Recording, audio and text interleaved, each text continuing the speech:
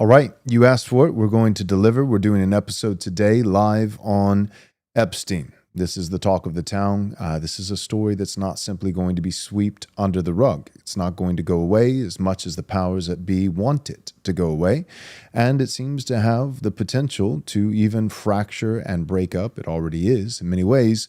The MAGA movement. There are people who love Donald Trump and are not going to give him a pass when it comes to this issue. So we're going to talk about the problem and the unavoidable reality of a two-tier justice system. And we're also going to talk about a larger ongoing problem that has, it has its legs going all the way back through decades of history, which is the problem with our relationship with Israel. We know that this works into the mix, and this is becoming a massive problem that people are noticing, as the kids say, and it's at the point where it's not going to go away. People are not going to stop noticing. So these are the conversations that we're going to have in this episode today. We have invited in the studio live today special guest Scott Horton. You may recognize him if you're a Tucker Carlson fan. He recently was on the Tucker Carlson show just about a week and a half ago. And so he's going to be joining us to help us with some of the history between the relationship with America and Israel. This episode is brought to you by our premier sponsors, Armored Republic and Reese Fund, as well as our Patreon members and our generous donors. If you'd like to join our Patreon, you can go to patreon.com/Right Response Ministries. Or if you'd like to make a donation, you can do so today by going to rightresponseministries.com/donate. Let's tune in.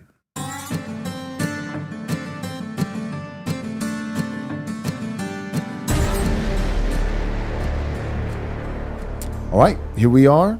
We're talking about Epstein. We're talking about Israel. And like I said in the cold open, we have Scott Horton who's joining us today. Scott, would you introduce yourself for the listener? Sure. Thank you both very much for having me. Good to be here with you. I'm basically just a Ron Paul libertarian, anti-government type from here in Central Texas, from Austin. And I've been a libertarian since I was a kid. And I've been editorial director of antiwar.com for a lot of years now, and I'm the founder and director of the Libertarian Institute. I'm the host of the Scott Horton Show. I've done 6,000 something interviews, almost 6,200, I think, since 2003. And I wrote some books, including Fool's Errand about Afghanistan, Enough Already about the terror wars, and Provoked about the Cold War with Russia and the war in Ukraine. Great. How can people follow you? What's the name of the show?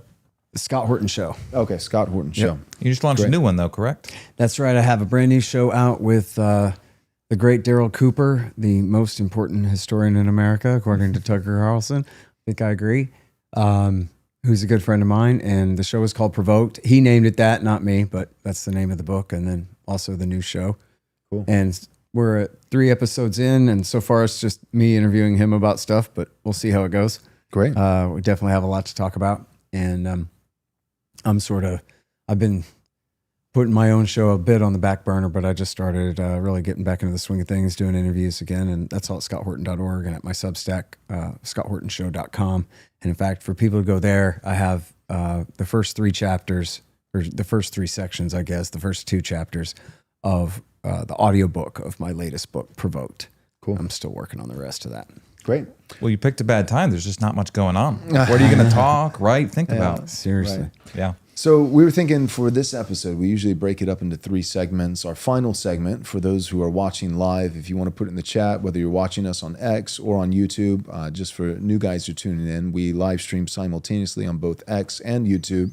And if you want to follow us on X, the handle is @RightResponseM, the letter N, @RightResponseM. On YouTube, make sure to subscribe and click the bell. But even now, if you want to start syncing up some questions, just make it clear. If you're watching live in the chat, just say question and then give us some questions. Third segment, we'll do our best to deal with some of the questions, especially the super chats, making sure to prioritize those in the third segment. First segment, we're going to talk about Epstein, and we're going to get Scott's hot take and just kind of 30,000-foot view and what he thinks is going on. A lot of stuff that, for our audience and those of you guys who are tuning in, for Wes and I personally, we'll probably all be on the same page. A lot of it is not rocket science. It's not rocket surgery. It's some stuff that's just kind of undeniable and pretty clear for any guy who's got common sense. But we'll talk about that and see if we can get into it a little bit. But second segment, we really want to spend time backing up and say, how did we, putting Epstein aside for a moment, how did we get here, right? This isn't just a one-off, fluke. This isn't just like, oh my goodness, maybe we had somebody working with Israeli intelligence that, was blackmailing politicians here in America. Like maybe Israel, for the first time in all of history, was, didn't have our best interests at heart. No, the reality is that this has been a toxic relationship stretching back decades. And that's where Scott really shines and where a lot of his work has been done. And so the second segment will be longer and giving Scott ample time to get into some of the history. So starting here in the first segment, making it, about the topic of the day that everybody's talking about. What's your hot take? What do you think's going on with Epstein? Well, I'll say, first of all, my impression is that despite some, kind of surface level evidences that I think people maybe run with, I don't really have any reason to believe that Trump personally was ever compromised by Jeffrey Epstein. Okay. Clearly, Trump is a womanizer, but a little girlizer. I don't think that is probably like within his taste. And I know that he years ago had banned Epstein from Mar-a-Lago for, I don't know all the details, but I guess hitting on a young daughter of one of the members of the club there, kicked him out of there.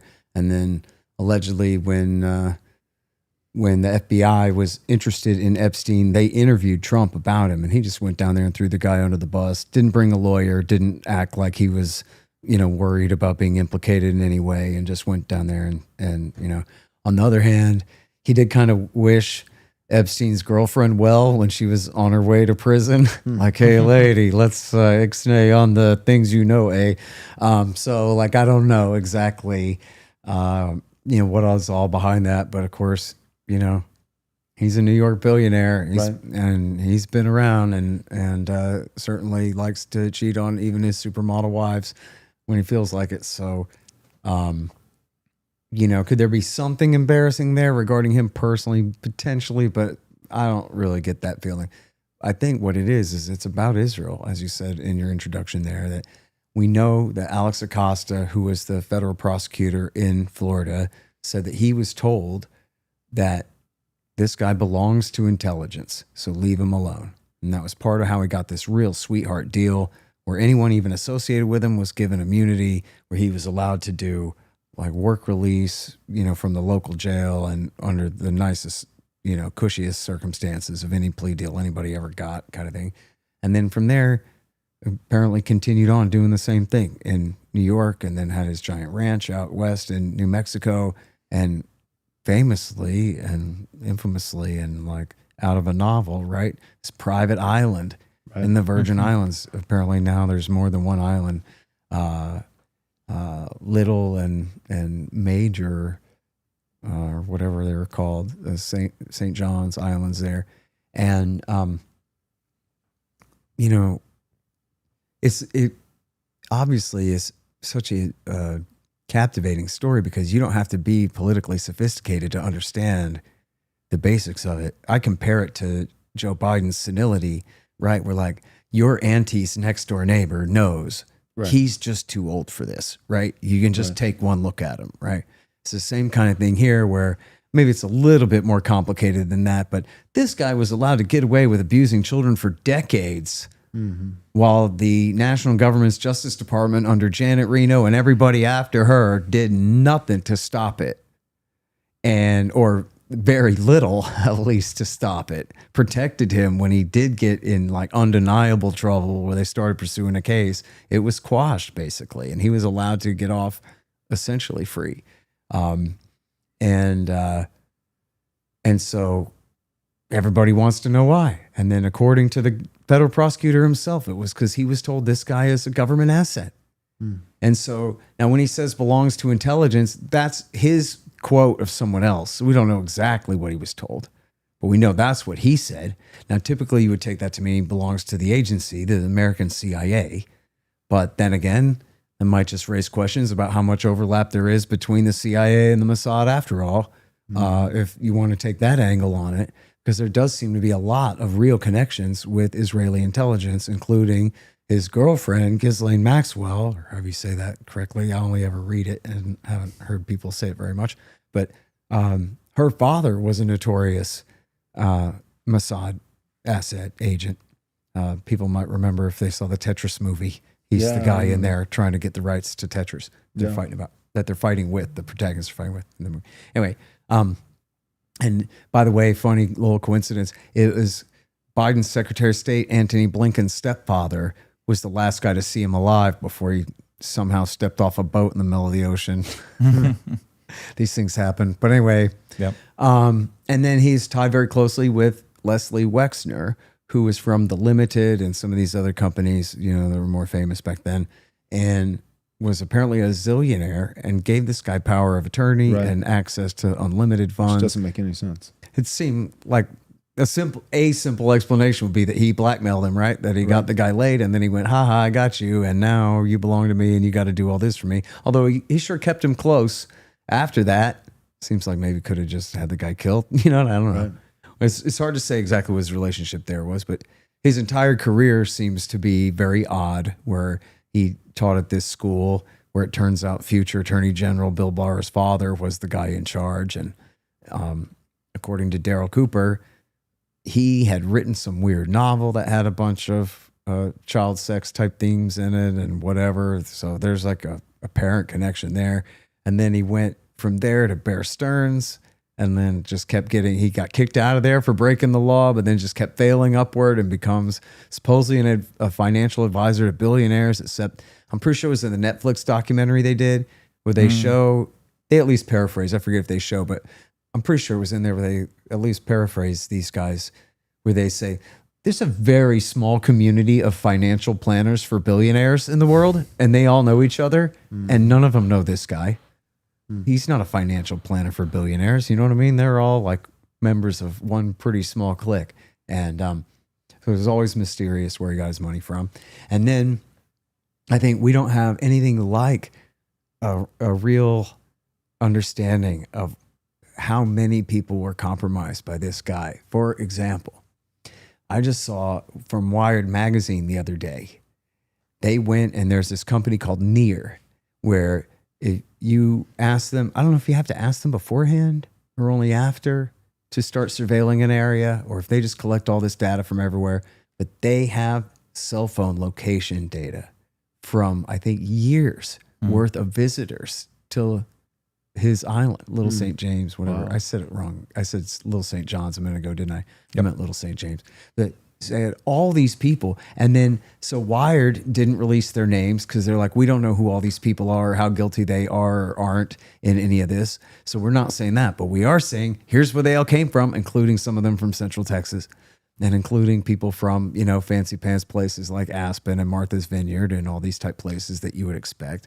But then we're talking at least thousands, at least high hundreds and hundreds of flights of people, and then they track them to the local harbor, where then they take the boat over, they take the helicopter over, and even here, these people are hanging out at that weird white and blue temple, and these people are hanging out at the other side of the island. Like, the data is that specific, so you can see, and they're just, boy, it looks like a lot of American elites were going there. And then, as Cindy McCain said, we all knew what he was doing. So in other words, apparently, the idea was, the word was, you go to this island not because it's a fun place to just go party in the Caribbean. You go there because this guy has his own island where there's no law and you can get away with committing terrible crimes. It seems to have been curate the idea. Experiences. Yeah, that's right. As Daryl said, look, it was like the people in the know, not the general public, but the elite public that named his plane the Lolita Express. Again, Cindy McCain, John McCain's wife. So we all knew what he was doing. And that name is from a famous pedophilic novel, just like to kind of draw the connection. Like, right. It's That's named what that after meant. something very scandalous, perverse, wicked. And that's what his plane was named. People flew on it. Yep. And everybody knew about it. And as Daryl said, if somebody invites you on their private plane and then all of a sudden there's underage girls in their underwear, you're going to do something. You're gonna, if not fist fight, you're gonna call a sheriff. You're gonna file a lawsuit. You're gonna take an incriminating like photo of this guy to turn over to the police when the plane lands, or you're gonna do something. You're gonna do something. You're not just gonna say, "Well, I guess that's just how these guys roll," or whatever. You know what I mean? Yeah. But if you're Bill Clinton, at the very least, he's palling around with people like this, and we know that Bill Clinton is a brutal rapist from what he did to Juanita Broderick and presumably others. He's been accused of attempting to force himself on others many times, but he savagely raped Juanita Broderick. We know that. So like, what line would he not cross? Like, I don't think George W. Bush, he might kill 1 million people, but I don't think he would actually like hold somebody down and rape them. But Bill Clinton would, absolutely would. So, and I could even see him telling the Israelis, "Fine, you got me, just keep them coming." You know what I mean? Like, he doesn't care. Right.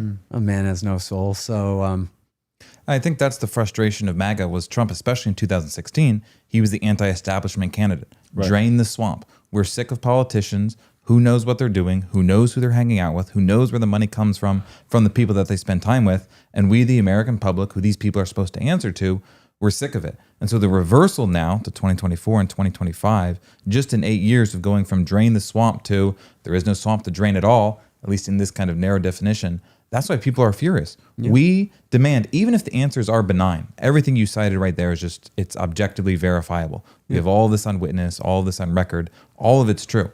At the very least, even if the answer is benign, give the answer then. You should have nothing to fear. But when you refuse to, now insist there's nothing even to be aware of, and then turn around and say to us, you're the problem for asking about this, that's what makes people go, hang on, I voted too, as Trump promised on the campaign trail. I voted for the release of the Epstein list, not for you to turn around and tell me it doesn't exist, it was corrupted, it was destroyed, sorry, nothing I can do about it. Yeah. Especially when, and look, Trump used to say this sometimes, so it's not outside of his attention. He used to talk explicitly this way.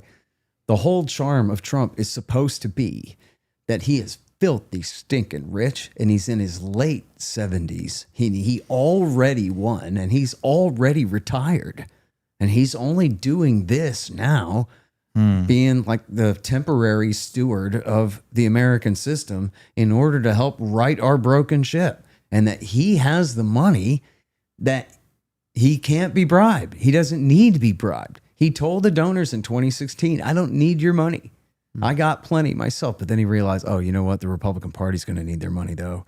Like all those state and Senate, House and Senate races out there, all those judgeships, all those governors, all those 435 members of the U.S. House, or, hopefully more than half of them Republican, right? Like they're going to need the money.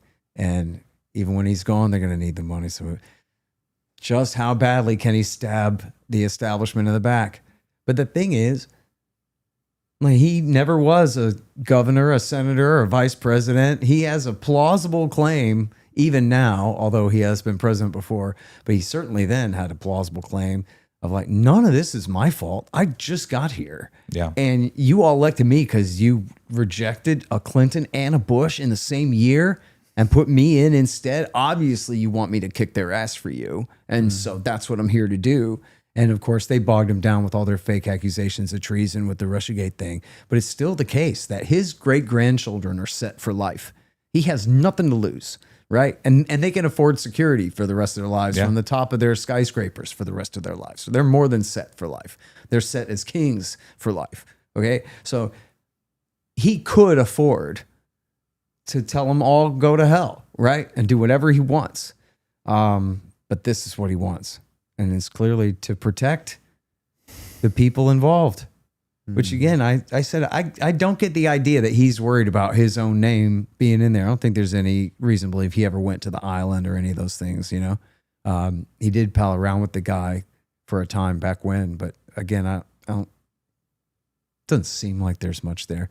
But look, Ehud Barak lived with the guy.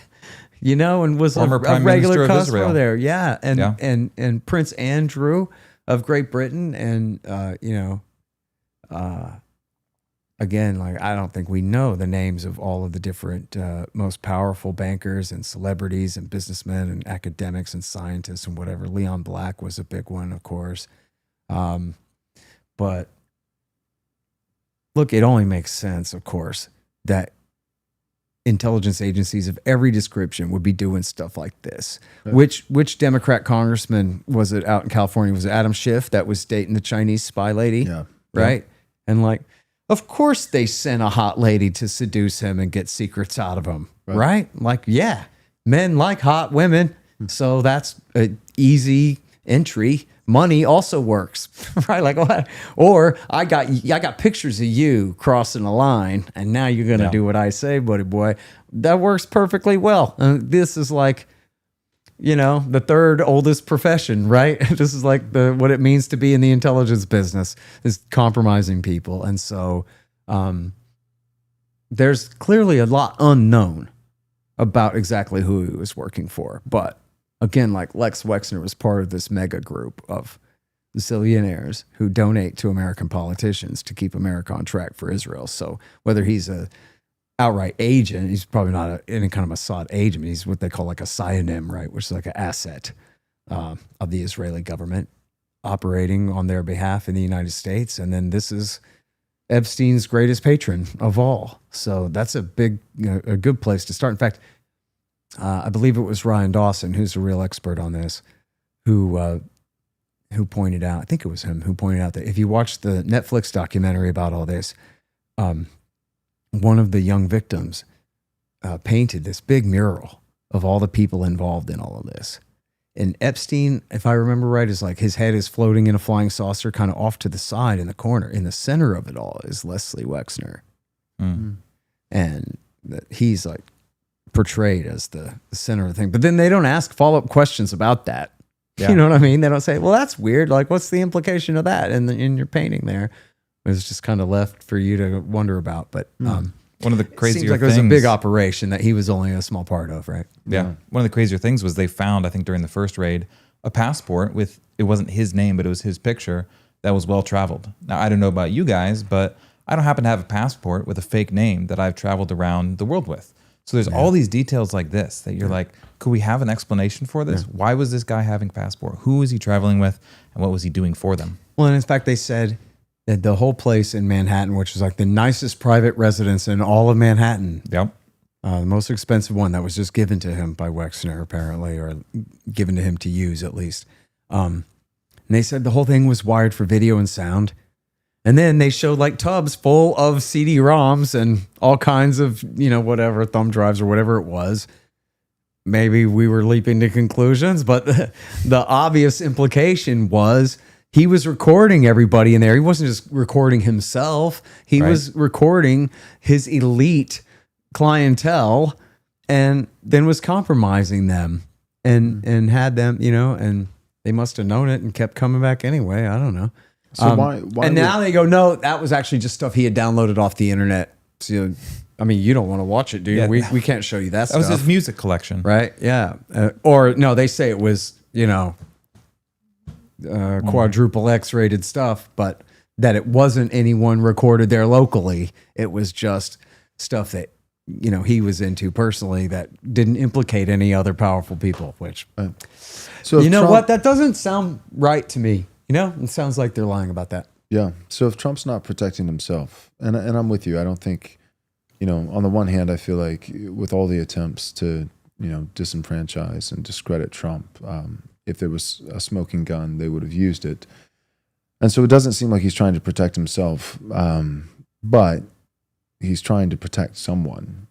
So like, what do you think it's just American politicians that he's friends with that are implicated by this, or do you think he's trying to protect Israel? Or? What's the transnational elite? A lot of dual citizens and a lot of people who are just, very friendly with both sides. Way too many powerful people. That's the obvious answer, right? You look at that wired heat map of all these cell phones traveling there, and you go, oh, wow. So I guess they were just going there to get drunk and have a fun weekend. Right. Or there's really something worth covering up here.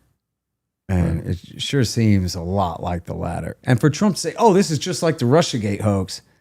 Geez, no, I don't think that.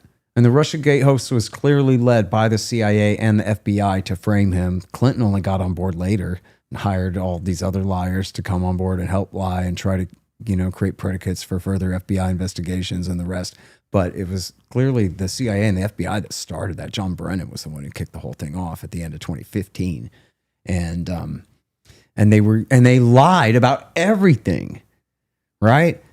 This is not that. The Epstein thing is an op by the CIA and the FBI to make us falsely believe that Trump and his people are in there. I just don't think that's the narrative going on at all here. That is not, first of all, that's not true, but that's not the narrative that is like fighting that anyone is really pushing, right? Like you don't even hear like people who lean left who want to see those Epstein files.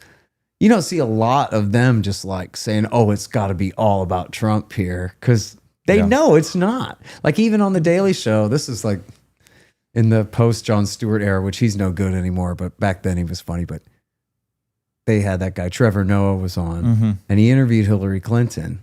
And his first question for her, he says, how did you kill Jeffrey Epstein? And she's like, like she really was not ready for that. But it was like, because everybody knows that guy procured children for Bill Clinton to rape. And who would be surprised if you found out that she had been involved in any of that either? She's a degenerate scumbag, criminal in a hell of a lot of ways. I wouldn't put it past her to hurt a kid, dude. She's a horrible person. But certainly with Bill, I don't know, man. I see him crossing any line. Yeah. Certainly burn kids to death on purpose. So do you think we'll ever get it? We'll ever get this kind of information, intel? Well, that's a good question, isn't it? I kind of think maybe. I think that doesn't there feel like there's a little bit of an inevitability to it that like, guys, you can't make this go away. Right. It's just too easy a one. Like here in a little while, I'm going to try to wedge in here an opportunity to blame the Israelis for lying us into war with Iraq. But that's one that people just aren't that interested in. Yeah. Probably because they bought it and they don't like remembering how guilty they are for that. And it was a long time ago, and this SEX is much more interesting on just the basic and on the like easier to understand level. Like, don't get me started on the Deputy Secretary of Defense for Policy and his underlings operation to launder all this fake intelligence into the street. You know what I mean? You're already bored, right? And like, but this stuff is like, hey, this guy was allowed to get away with doing this, and it looks like on behalf of a foreign government.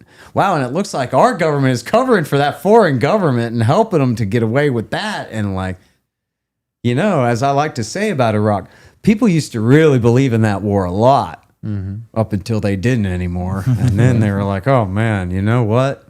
I guess maybe I don't think that like I used to. Yeah. And the same thing's going to happen with Israel. They think that they're outside of that possibility, that they're bulletproof from that. But I just don't think so. And I think, even the polls show among young evangelicals that less and less all their admonishments that, oh, you'll go to hell if you don't serve the Likud, are just falling on deaf ears. Yeah. Like these are the same preachers who promised we'd all get raptured up to heaven if only we supported Iraq War II 25 years ago. And then where are we now? Got left behind with everybody else. So, either live up to your promises or stop making threats. You know what I mean? Yeah, I told you that, before we started recording, the gravy train for Israel, it seems like it's going to end. I don't know anybody on the left or the right who's Christian or, non-religious. I don't know any category under the age of 45 that's like, we love Israel. So it's kind of like a hardwired, like the boomers aren't great.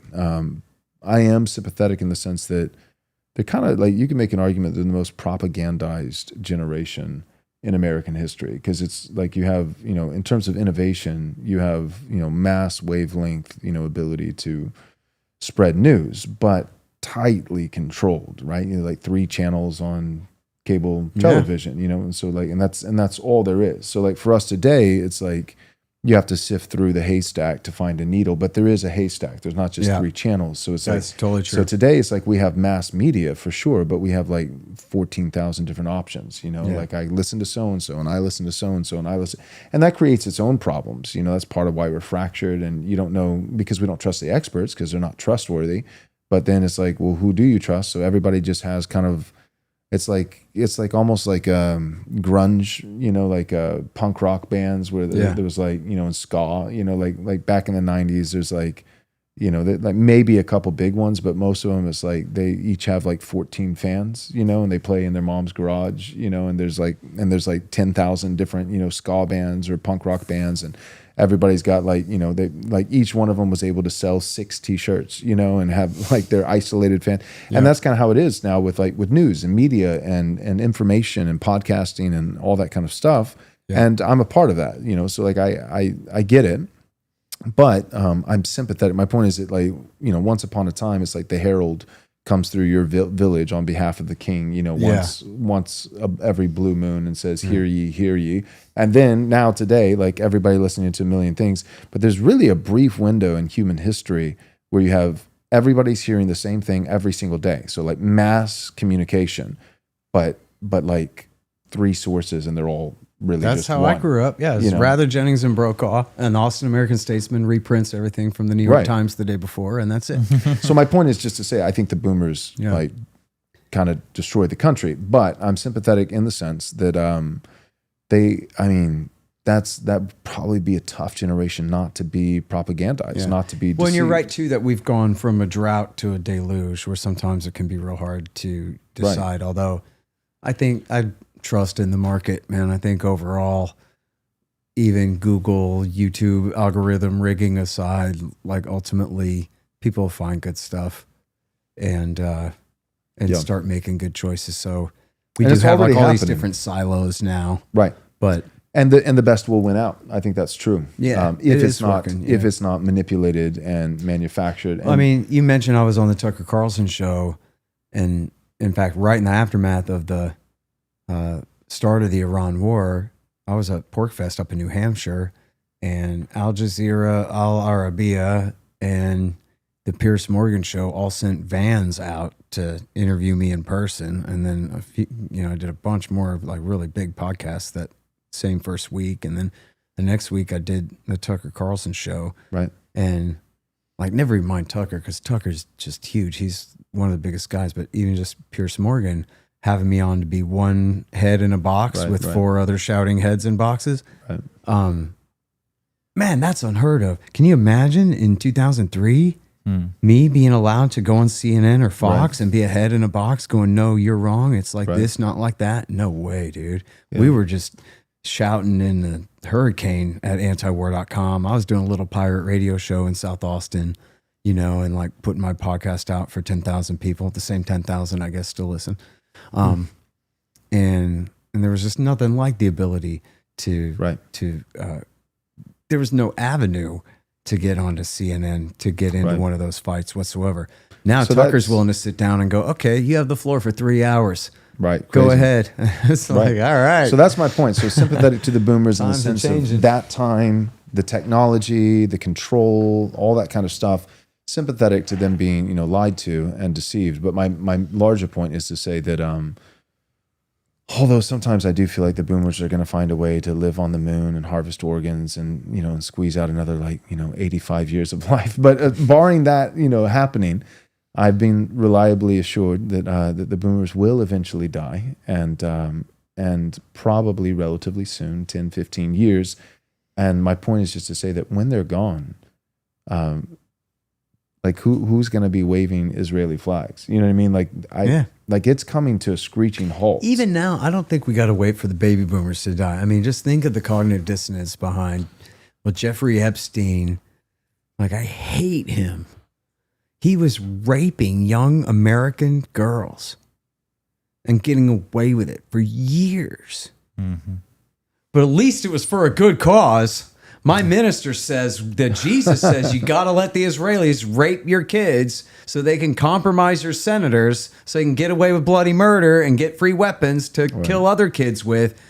Come on, your minister doesn't really think that, or if he does, he probably didn't think that hard about it. And it just it gets to a point where it's just too blatantly. Right. It's silly, right? This case it's is not too just clear. like offensively horrible, but it's also like preposterous. Right. You know what I mean? Yeah, this case is so clear that you're saying that even somebody who's just diehard Zionist doesn't have a leg to stand on. Yeah. in this case. So yeah, I think you're right. Seriously. Let's go to our first commercial break. When we come back, what we really want Scott to do, where he excels, is kind of, for those of you who tuned in and saw him on Tucker Carlson, going beyond the Epstein case. This is just, this is the talk of the town today, and for good reason. It should be. It shouldn't just go away. The truth needs to come out. It's a big deal.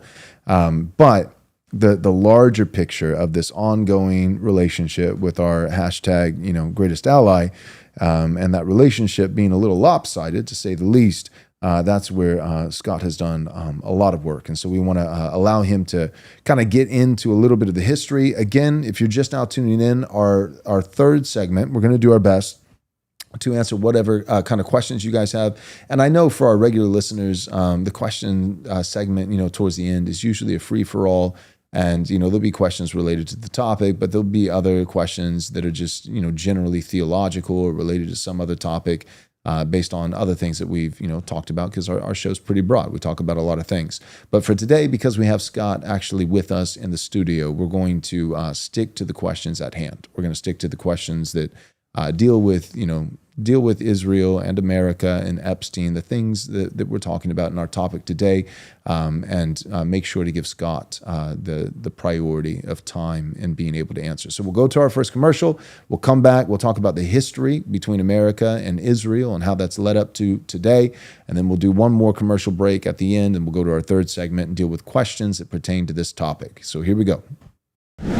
The danger of centralized power is often represented by the word king. As Americans, we hate the word king. Civilian ownership of body armor is about helping people to have increased power to resist tyrants and criminals. And so, Armored Republic is about helping you to preserve your God-given rights to the honor of the Lord Jesus Christ, because he is the King of Kings, and he governs kings and he will judge them. This is Armored Republic, and in a republic, there is no king but Christ. We are free craftsmen, and we are honored to be your armorsmith of choice.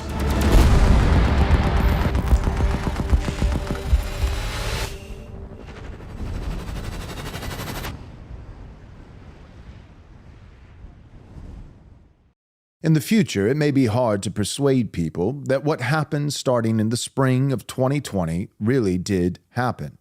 A fake pandemic was the signal that one morning began the foreclosure on everything that had, until the evening before, been central to the idea of democratic constitutional republics. The most shocking thing was not so much that this started to happen, but that almost no one seemed to object to it happening. Almost no one sought to defend the rights and liberties being overturned. Leftists clamored for more and more tyranny, while most conservatives fell silent. In this book, The Abolition of Reality, Irish dissident leader John Waters describes not merely what happened, but the meaning of what happened, in what may well be judged by history as the most heinous crime of all time. This book, as Winston in 1984 said, is for the future for the unborn. Get it from Western Front Books at the link below. That's www.westernfrontbooks.com. Again, that's www.westernfrontbooks.com. Sending your son to a competitive school often places a significant additional burden on the family. While these schools promised high academic rigor, character development, and preparation for top-tier universities, much of the workload ultimately falls on the parents. The combination of early dismissals, as early as 2:30 p.m., heavy homework demands, and sports commitments can create an overwhelming and stressful experience for both students and their families. At St. John's, our philosophy is different.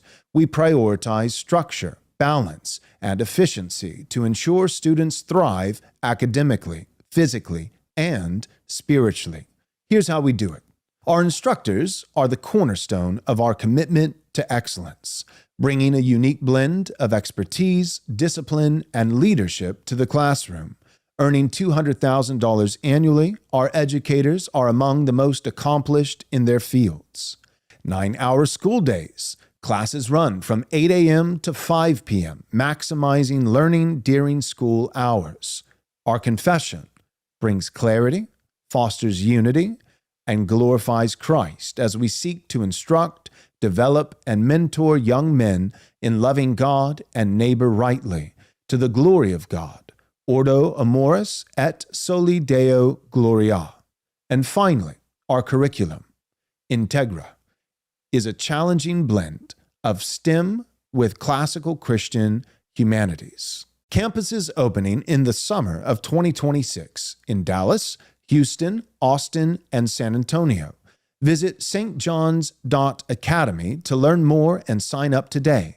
Again, that's stjohns.academy to learn more today. All right, here we are. So we're going to do a little story time with Scott Horton. We're going to do some history, and I'm sure as we talk about this is something that that you've spent years looking at. So I'm sure you could spend 3 hours. But if you tried to boil it down to, let's say, closer to a half hour, where does it start? What are some of the highlights along the way, Sure. and then leading up to where we are today? This relationship with Israel. Well,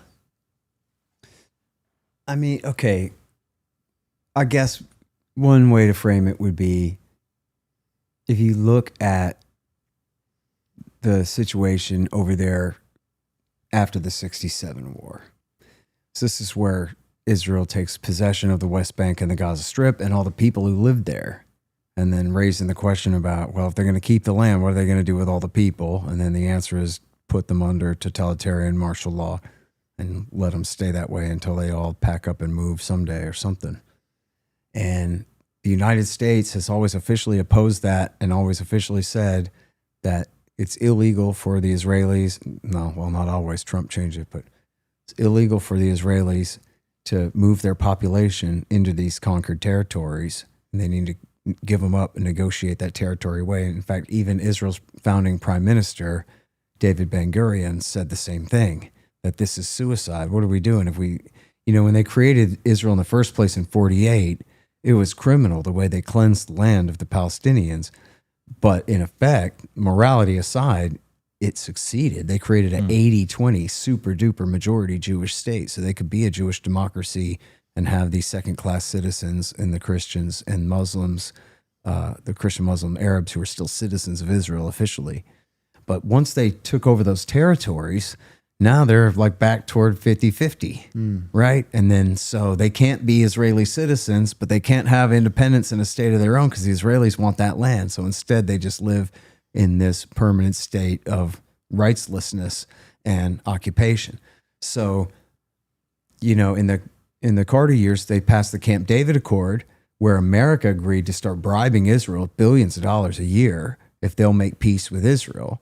And Israel promised to give up the West Bank and Gaza Strip to be a Palestinian state. But then it was been essentially unenforced since then. Bill Clinton tried when he came in to forge what was called the Oslo Agreement, which was not for a real Palestinian state. And Palestinians will correct you if you say it was. So it really was kind of a pseudo, state-led kind of a thing. It was certainly better than anything they've had on offer since then. But they would have ultimately remained under Israeli control to great degrees. But the policy at that time of the Prime Minister, Yitzhak Rabin, was to try to negotiate with the Arab states, and including the Palestinians. If you can make peace with Arafat and two-state solution, then he could make peace with all the nearby states. But then he was murdered by a Netanyahu fan in 1995. And he was succeeded by a sympathizer, Shimon Peres, but who was quickly replaced by Benjamin Netanyahu in 1996 for the first time. And the Israeli policy since then has been greater Israel. They say Hamas says from the river to the sea. In other words, we're going to erase Israel and make it Palestine again or whatever. Well, that's what the Likud says too. From the Jordan River to the Mediterranean Sea will always be one single state, one single security force, Israel, run out of West Jerusalem and at the expense of the Palestinians, and they'll have no say in it. And so that's the policy. The problem is, for one, that they faced at that time was the threat of the Iranian, Syrian, Hezbollah axis on their northern border, especially Syria and Iran in their north, that could pose a threat to them, especially while they're confiscating Palestine. And so in 1996, when Netanyahu came in, the American neoconservative David Wormser and his partner Richard Pearl wrote a policy for Netanyahu called a clean break, a new strategy for securing the realm. You may have heard of it. It makes very little sense, but that's because these guys are idiots, not because I'm telling it wrong. But what it is if you can picture the Middle East here, you've got Iran, Iraq, Syria, and Lebanon, and then, of course, Jordan and Israel here. But they look at this power block of Iran, Syria, and Hezbollah in southern Lebanon as the threat to Israel. So then what they said, this is why we want to focus on getting rid of Saddam Hussein in Iraq. Huh? But Saddam was a secular Sunni sitting on a super majority Shiite population, right? Why would getting rid of him help? Well, it wouldn't. That's stupid.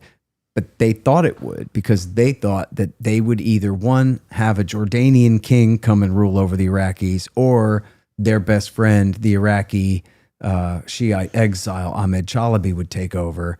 And then the new Shiite Iraq would be an American, Jordanian, and Turkish cat's paw, be on our side of the ledger in the Middle East, and then use that, especially their Shiite religious authority, to separate Hezbollah from Iran and make Hezbollah start being friends with Israel instead, and make the new Iraq build an oil pipeline to Haifa and essentially be allies with Israel.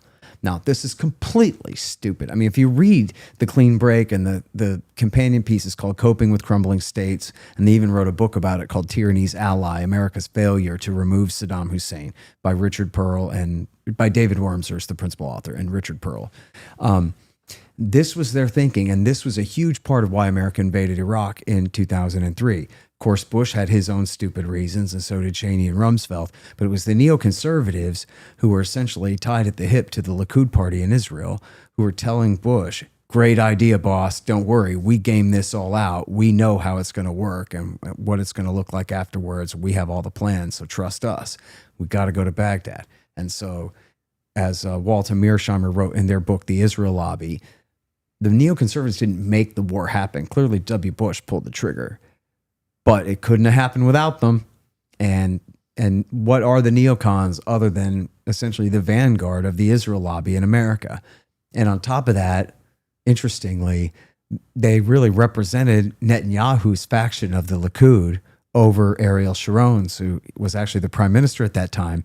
Sharon was more of an Iran hawk and wanted to go to Iran first. But of course, Bush wanted to go to Iraq first, so Sharon quickly got on board for that and even had his government manufacture fake intelligence in English to stovepipe up the intelligence stream to justify the war. But it was really Netanyahu and his group who wanted to get Iraq the most. And so then what happened in 2003 was Bush took Iran's best friends all the way to power in Baghdad. So they haven't served the United States, and they didn't tell Hezbollah to stop being friends with Iran. They've been Iran's best friends in power. That war is a huge, own goal, as they call it in soccer, putting Iraq now on Iran's side of the ledger when they used to be with us. America used to back Saddam Hussein's Sunni government in its war against Iran to contain Iran. Now we brought the Iranian Revolution into Iraq. So then that's why Barack Obama started backing al-Qaeda again in Syria in his years, leading to the caliphate. If you remember all those pickup trucks full of jihadists rolling into Mosul in 2014, those weren't Iranians. Those were the radical vanguard of the Sunni bin Ladenite terrorists, who Obama had supported them so badly in Syria that then they blew back into Iraq and conquered all of Western Iraq, which then necessitated Iraq War III, starting in 2014, to destroy the ISIS caliphate, which Trump finished in the first year of his first term. So, in other words, America ruined the Middle East for Israel at Israel's behest. Oops. So then they had to ruin it even worse to try to make up for that.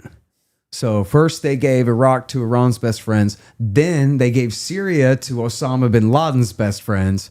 Then when they took over Western Iraq, they had to blow that up again. Although you'll note they protected a small group, one small province of Syria. The Idlib province remained under the control of the bin Ladenites through Trump's first term and through all of Biden until the very end of Biden last December 2024. They broke out of the Idlib province and they sacked Homs, Hama, Aleppo, and Damascus in 12 days and overthrew the government of Damascus, which had been, again, allied with Iran. It's an Alawite government, but allied with the Shiites and allied with Iran. Now is run by a bin Ladenite. Literally, the guy fought in Al-Qaeda in Iraq War II, and he boasted that he killed Americans or fought Americans in Mosul and Ramadi in Iraq War II. And that is now the American-supported leader of Syria. So ask me, but why would Barack Obama and Donald Trump and Joe Biden support bin Ladenite, suicide bomber, head chopper, anti-American terrorists in Syria or anywhere else? And the answer is because that's what Israel wants, because Israel hates the Shiites more. Israel's enemy is the Iranians. Now, if you go back to September 11th, and I know a lot of people have their theories about this, but we're going to stick to the reality of it. You look at those planes, none of those hijackers were from Iran, Iraq, or Syria, the axis of evil countries.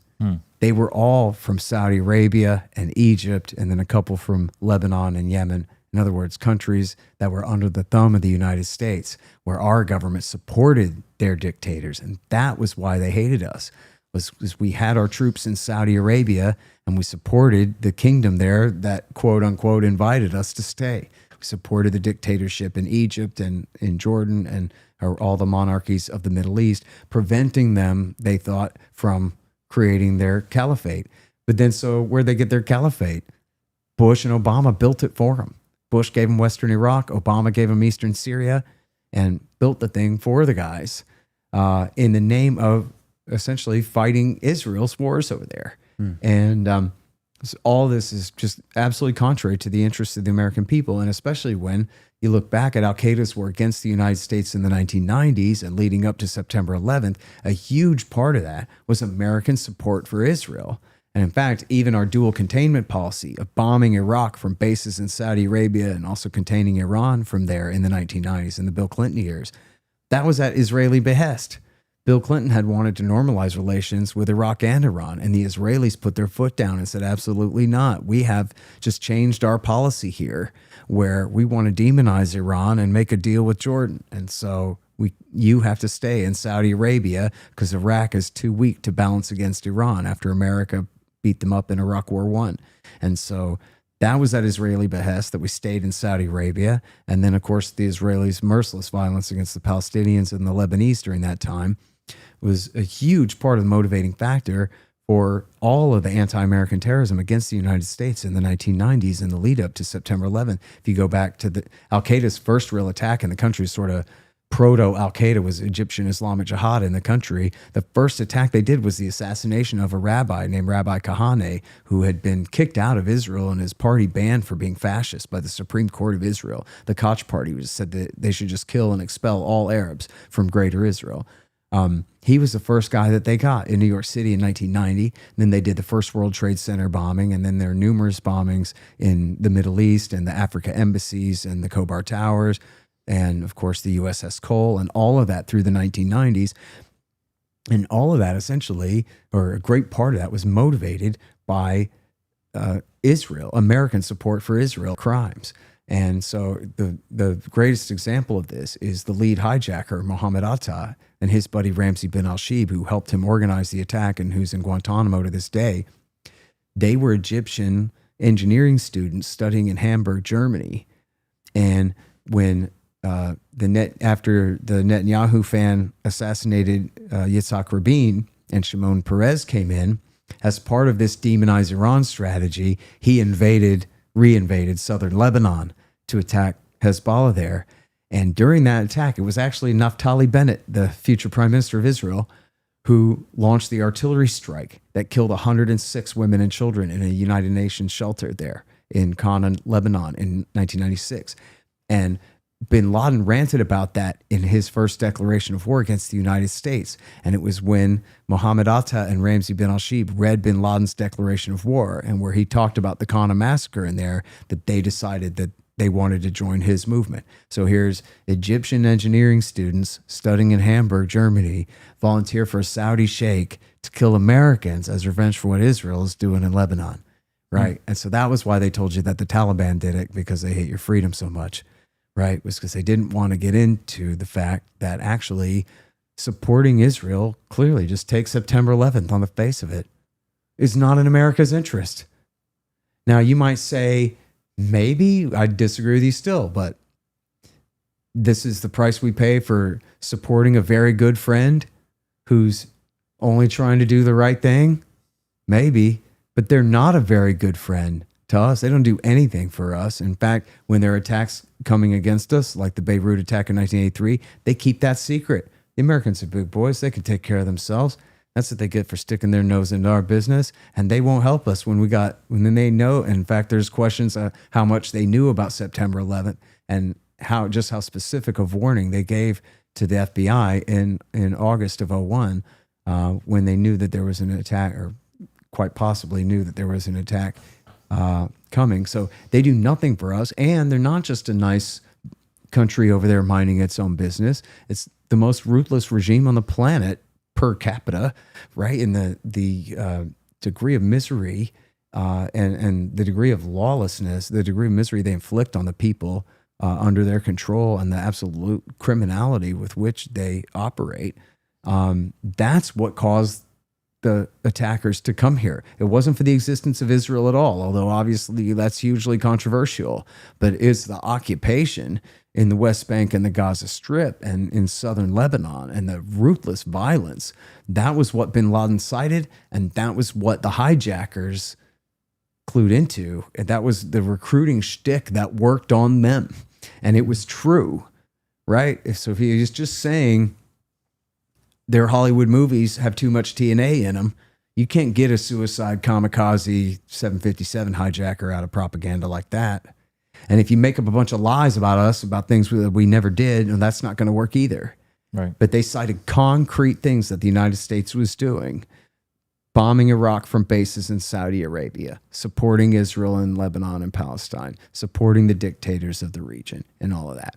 And that turned them against us. Then as soon as they hit us in the worst attack on September 11th, then immediately the neoconservatives swoop in to say, we got to go to Baghdad. Mm-hmm. And why? And they all admitted it too. You know, Philip Zelikow, who was Condoleezza Rice's aide and was actually the principal author of the September 11th report. I never read it, but whatever you think of that. But I bet you take his word for it when he explained this.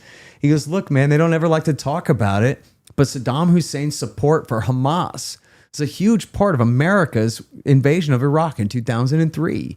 Paul Wolfowitz and those guys, they didn't talk about this on TV, or not very much, but they definitely talked about it with each other, that this is why they needed America to go to war with Saddam Hussein. Saddam Hussein would pay a bounty to the family of any Palestinian that died in a conflict with Israel, even if they were a suicide bomber, right? So if there was an old lady that got bulldozed in her house, he'd pay a bounty to her family. But if it was a suicide bomber that went out and hit a city bus, he'd pay them too. So from the point of view of Israel, and hey, you can't argue with it, right? He's paying people to be suicide bombers. If you'll be a suicide bomber, I'll pay your mom and dad a bunch of money, is essentially what he's promising there, right? But you couldn't get the American people to launch a war for that. That's terrible, but that sounds like Israel's problem, right? But according to Philip Zelikow, this entire neoconservative network inside the W. Bush government, that was what they were thinking about, was what was good for Israel. And as I also mentioned, Ahmed Chalabi had promised that they're going to rebuild the old oil pipeline from the northern oil fields to Haifa, Israel, and save them a nickel on a barrel of oil. So that war was absolutely contrary to America's interests. Saddam Hussein was threatening the United States in no way whatsoever. And that was why they had to come up with all that propaganda. It's the same thing about, Thomas Massey was on the Theo Von show. I don't know if you guys saw that. And Theo Von says, well, is there an England lobby?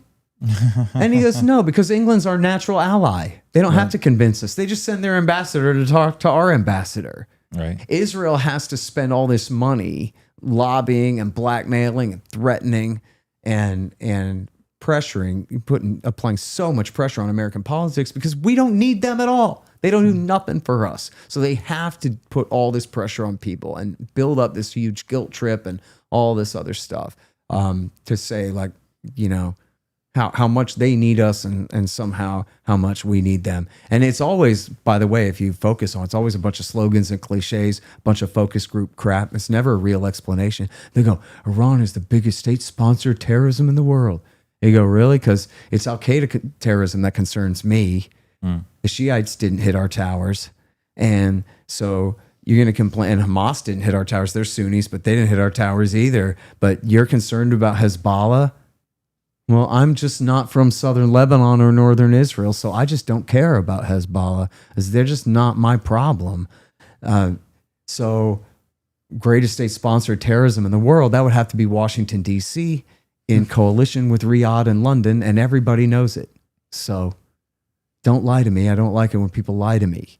Yeah. You know, the biggest state sponsors of terrorism is the American empire and our client states. And, well, you can argue whether America is Israel's client state probably 2/3 of the time. But that's has a lot to do with you know, our government's behavior over there. Always has been. You know, there's so many people. George Marshall didn't want to recognize Israel at all.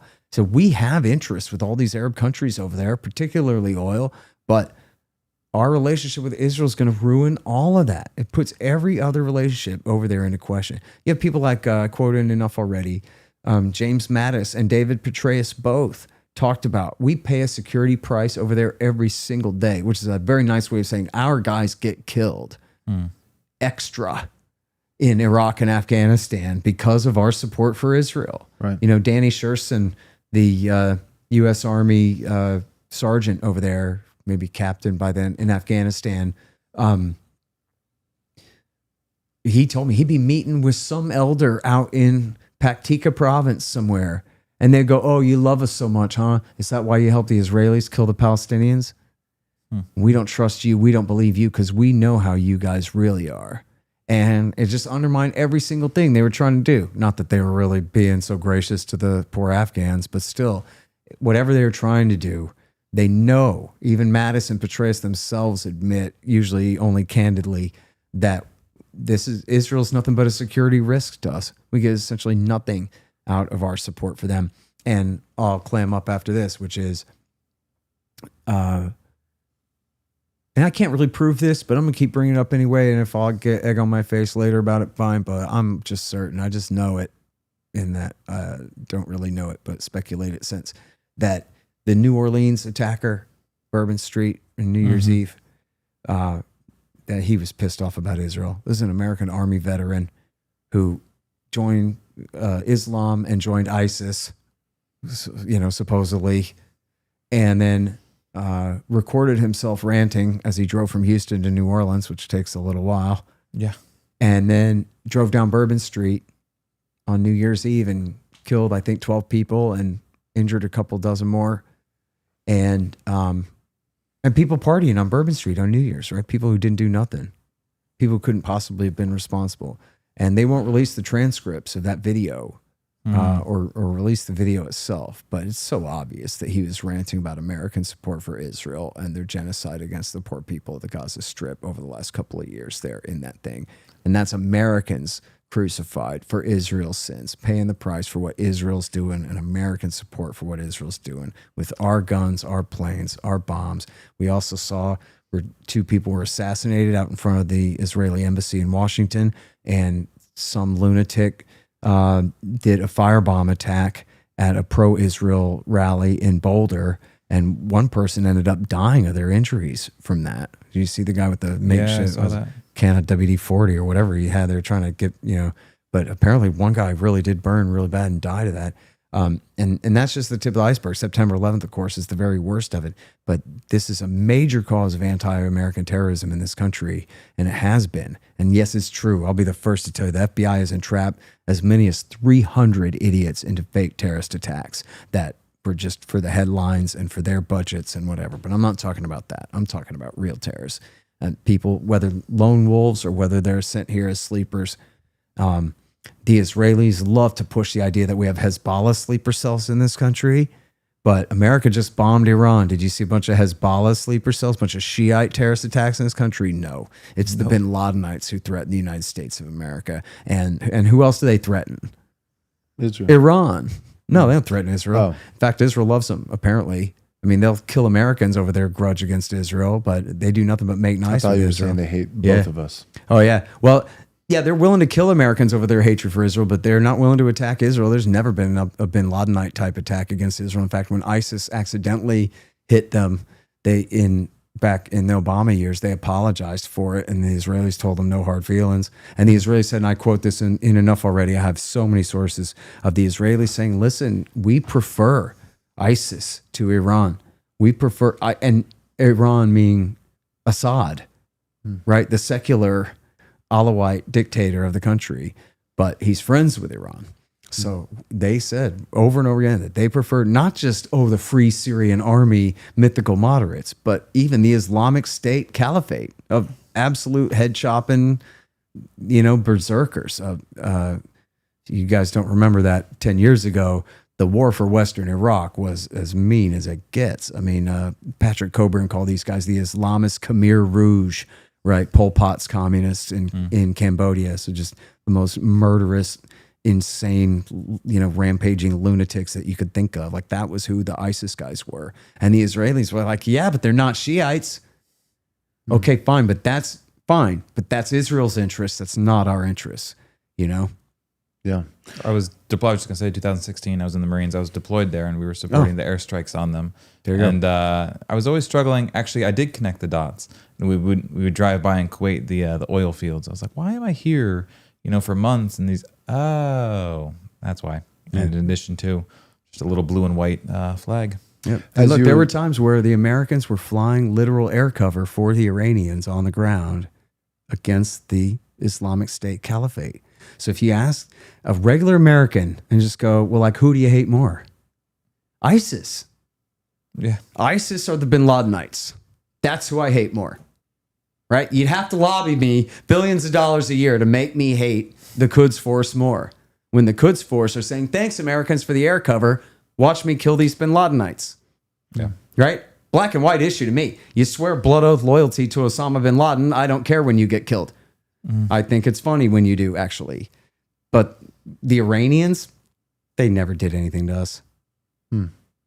You were talking about, American soldiers going and dying, not for our interests, but for Israel. And one of my friends, he's a solid Christian. He said, and I mean, it's obviously pretty fundamental, basic information, but apparently there's a lot of Christians, older Christians, that need to be informed when it comes to this. But he said, the heart of the gospel is that God sent his son to die for us, not that we send our sons to die for Israel.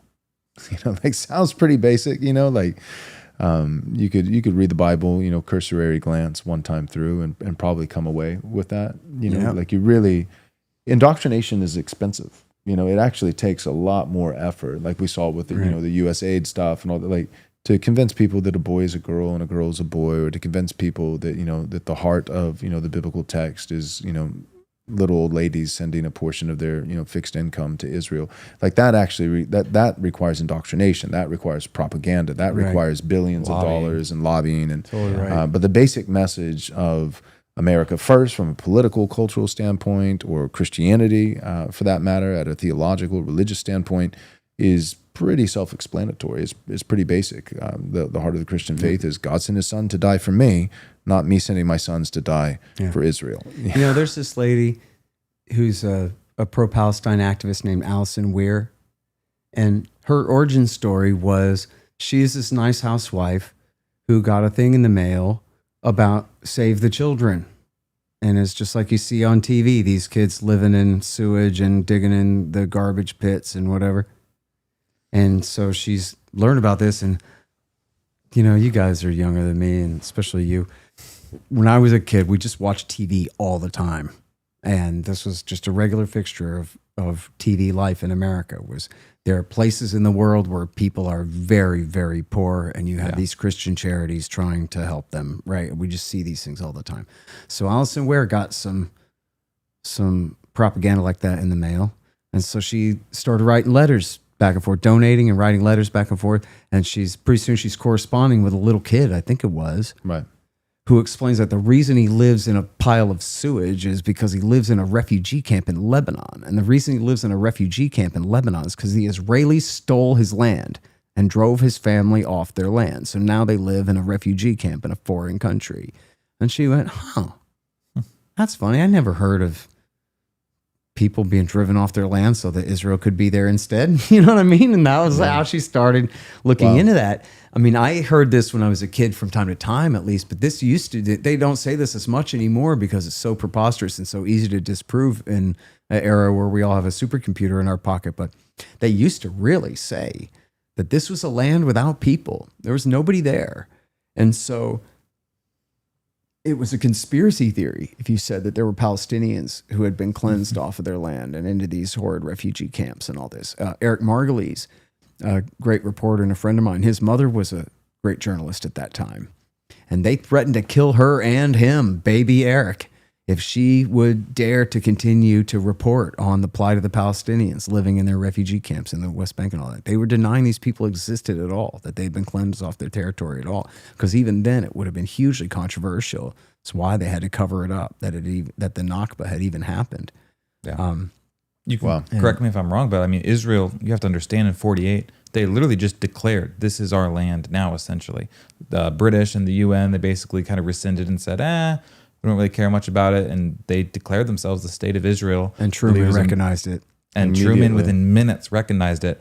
That's how it came about, though. They literally just said, this is us. Did you ever see Napoleon Dynamite where he takes his hat and he's like, this is totally my hat now? That's what Israel did. Like, this is totally my hat now. Yep.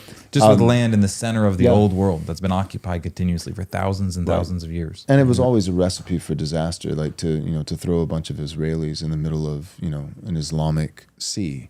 It's like that, like there was other land. But you do that, like then the West is on the hook forever. Yeah. Well, we certainly have seen how it played out. I kind of always thought that essentially Ben Gurion was right, that if they had given up the West Bank and the Gaza Strip and let them have an independent state there and let it be a free and independent, prosperous place to live, let the refugees come back, if not to what we call greater Israel proper, at least let them come back to a free and prosperous and independent state in the West Bank and Gaza Strip, East Jerusalem as its capital and all that, like in the deal. And that it seems like that would work.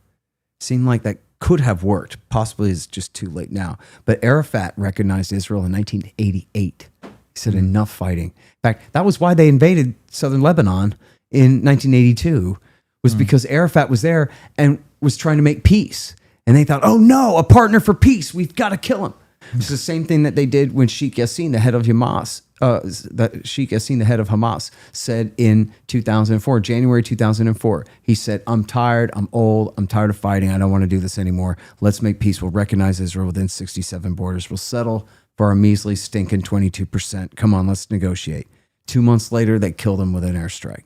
And which is, in fact, that assassination of a partner for peace that they didn't want is what touched off the riot in Fallujah that led to the lynching of the Blackwater Guards that led to the first invasion of Fallujah in March of 2004, which then touched off the first Battle of Najaf as well, and then later the second Battle of Fallujah, which really did so much to worsen the Sunni-based insurgency against the American occupation there. And by the way, as long as I'm ranting about that, I should have said better before, because I ended with the Iranians never did nothing to us. Everybody says all the time, I kind of addressed 1983, where America was using Israel as cutouts to sell Iran missiles a couple of years after the Beirut bombing, which Israel didn't warn us about. So like, come on, we're supposed to still hate them and refuse to ever forgive them or be able to get along with them because of that long ago. I was joking the other day, sorry to repeat myself, but Ronald Reagan wasn't Walter Mondale. He was Ronald Reagan. And Ronald Reagan thought, I can sell missiles to these guys if I need to bounce back against Iraq for a minute, whatever, get some hostages out. So if he could do that, we could make a deal. at any time. The other big talking point, you'll hear this all the time, I'm sure your audience hears this all the time, is that Iran killed 600 of our guys in Iraq War II. Well, a few things about that. First of all, it's kind of pregnant in that, right? Implied is that, well, they didn't kill 4,000 of our guys in Iraq War II. 4,000 of our guys were killed fighting the Sunni-based insurgency, fighting for the Shiites in that war. Okay, now that we got that straight, the 600 is actually 500, and the 500 were not killed by the Iranians. The 500 were killed by Iraqi Shiites when in 2007, David Petraeus turned on Muqtada al-Sadr and the Mahdi army in eastern Baghdad and down in Najaf and tried to fight them under the accusation, which was actually false, that he was the most Iran-tied of the Shiite leaders that we were fighting for, when in fact it was Skiri and Dawa that were, and he was the more nationalist. He wanted to marginalize Iran and the United States, is why they were targeting him, and as an excuse to try to escalate and build up even to get strikes inside Iran, which Bush ended up vetoing, and the chairman of the Joint Chiefs of Staff, the chairman of the commander of Central Command, Admiral William Fox Fallon, said, over my dead body, put his foot down and said, we're not doing it. But that was what all that was about, was a conspiracy between Dick Cheney, the vice president, General David Petraeus, the commander of the Iraq War, and Michael Gordon at the New York Times to put out this lie that every time a Shiite sets off a bomb, it was an Iranian bomb provided by the Quds Force, when it's just totally false. All those bombs were made in Iraq by Iraqis. They were taught how to make these EFPs, is what they're called, the advanced IEDs with the shaped charge and a copper core. They learned the technique from Lebanese Hezbollah, but they learned it from the IRA, not from the Iranians. And so it just was not the Iranians who were behind that. And I got sources in the book from the highest levels of American intelligence, military intelligence, saying, you're totally right, this was a lie. And in fact, I said this on one TV show the other last week, and a guy emailed me and goes, hey, it was so cool that you brought that up, because I was in the military at that time and I was in charge of the propaganda group that was supposed to spread that lie, but we never did a very good job of it, and it did fall apart pretty quickly, as you say there. But like, I can vouch for what you're talking about there. That was one of my jobs, was pushing that propaganda about that Iran was behind those bombs. And what you'll hear always, audience, you'll note, when you hear people talk about this, they never explain it. You just heard me explain it. How do we know who was setting off these bombs, and under what circumstance were they, and when and where? You hear that from me. You don't ever hear those details from the people making those accusations, because they don't know what they're talking about. They're just repeating a talking point. And they probably couldn't even name Muqtada al-Sadr, much less tell you when and where America was fighting the Shiites, or why, or much less where those bombs were actually coming from, which is they were being made in Iraq by Iraqi Shiites. So I'd be remiss if I didn't ask you this. What do you think about October 7th? Well, I mean, the lead up to it, the background to it is the Abraham Accords. So as I previously mentioned when I was talking about the clean break, that Yitzhak Rabin wanted to negotiate with the Palestinians and with the neighboring Arab states, the closer in Arab states. And the Netanyahu doctrine has been that, yes, we're going to demonize Iran, and we're even going to negotiate with the near Arab states, but we're not going to compromise with the Palestinians. They can lay down and die. We're stealing their land, and we'll settle for nothing less. And if you have a problem with that, look, Iran. Okay, that's been the Netanyahu doctrine. And what happened when Trump came in last time was that Jared Kushner, whose bed Netanyahu used to sleep in when he'd come and visit New York, according to the New York Times, Jared Kushner figured out that, well, what's your price? The American people have a money machine. We can just inflate their savings away and give it to you. And so they bribed Bahrain with F-16s, UAE with F-35s, Sudan with debt forgiveness, and Morocco with the illegal recognition of their illegal seizure of Western Sahara, the northern part of Western Sahara. And in exchange, they would normalize relations with Israel. They call this the peace deals, but none of these countries were at war with Israel. What they were was full normalization deals, which they have promised all these countries never to do until the Palestinians either got an independent state or citizenship in a single state. And so Kushner just bribed them. Now, they were working on Saudi Arabia, which is, of course, the big prize. And Netanyahu gave a speech in, I think, on September 22nd of 23, the beginning of the last week in September.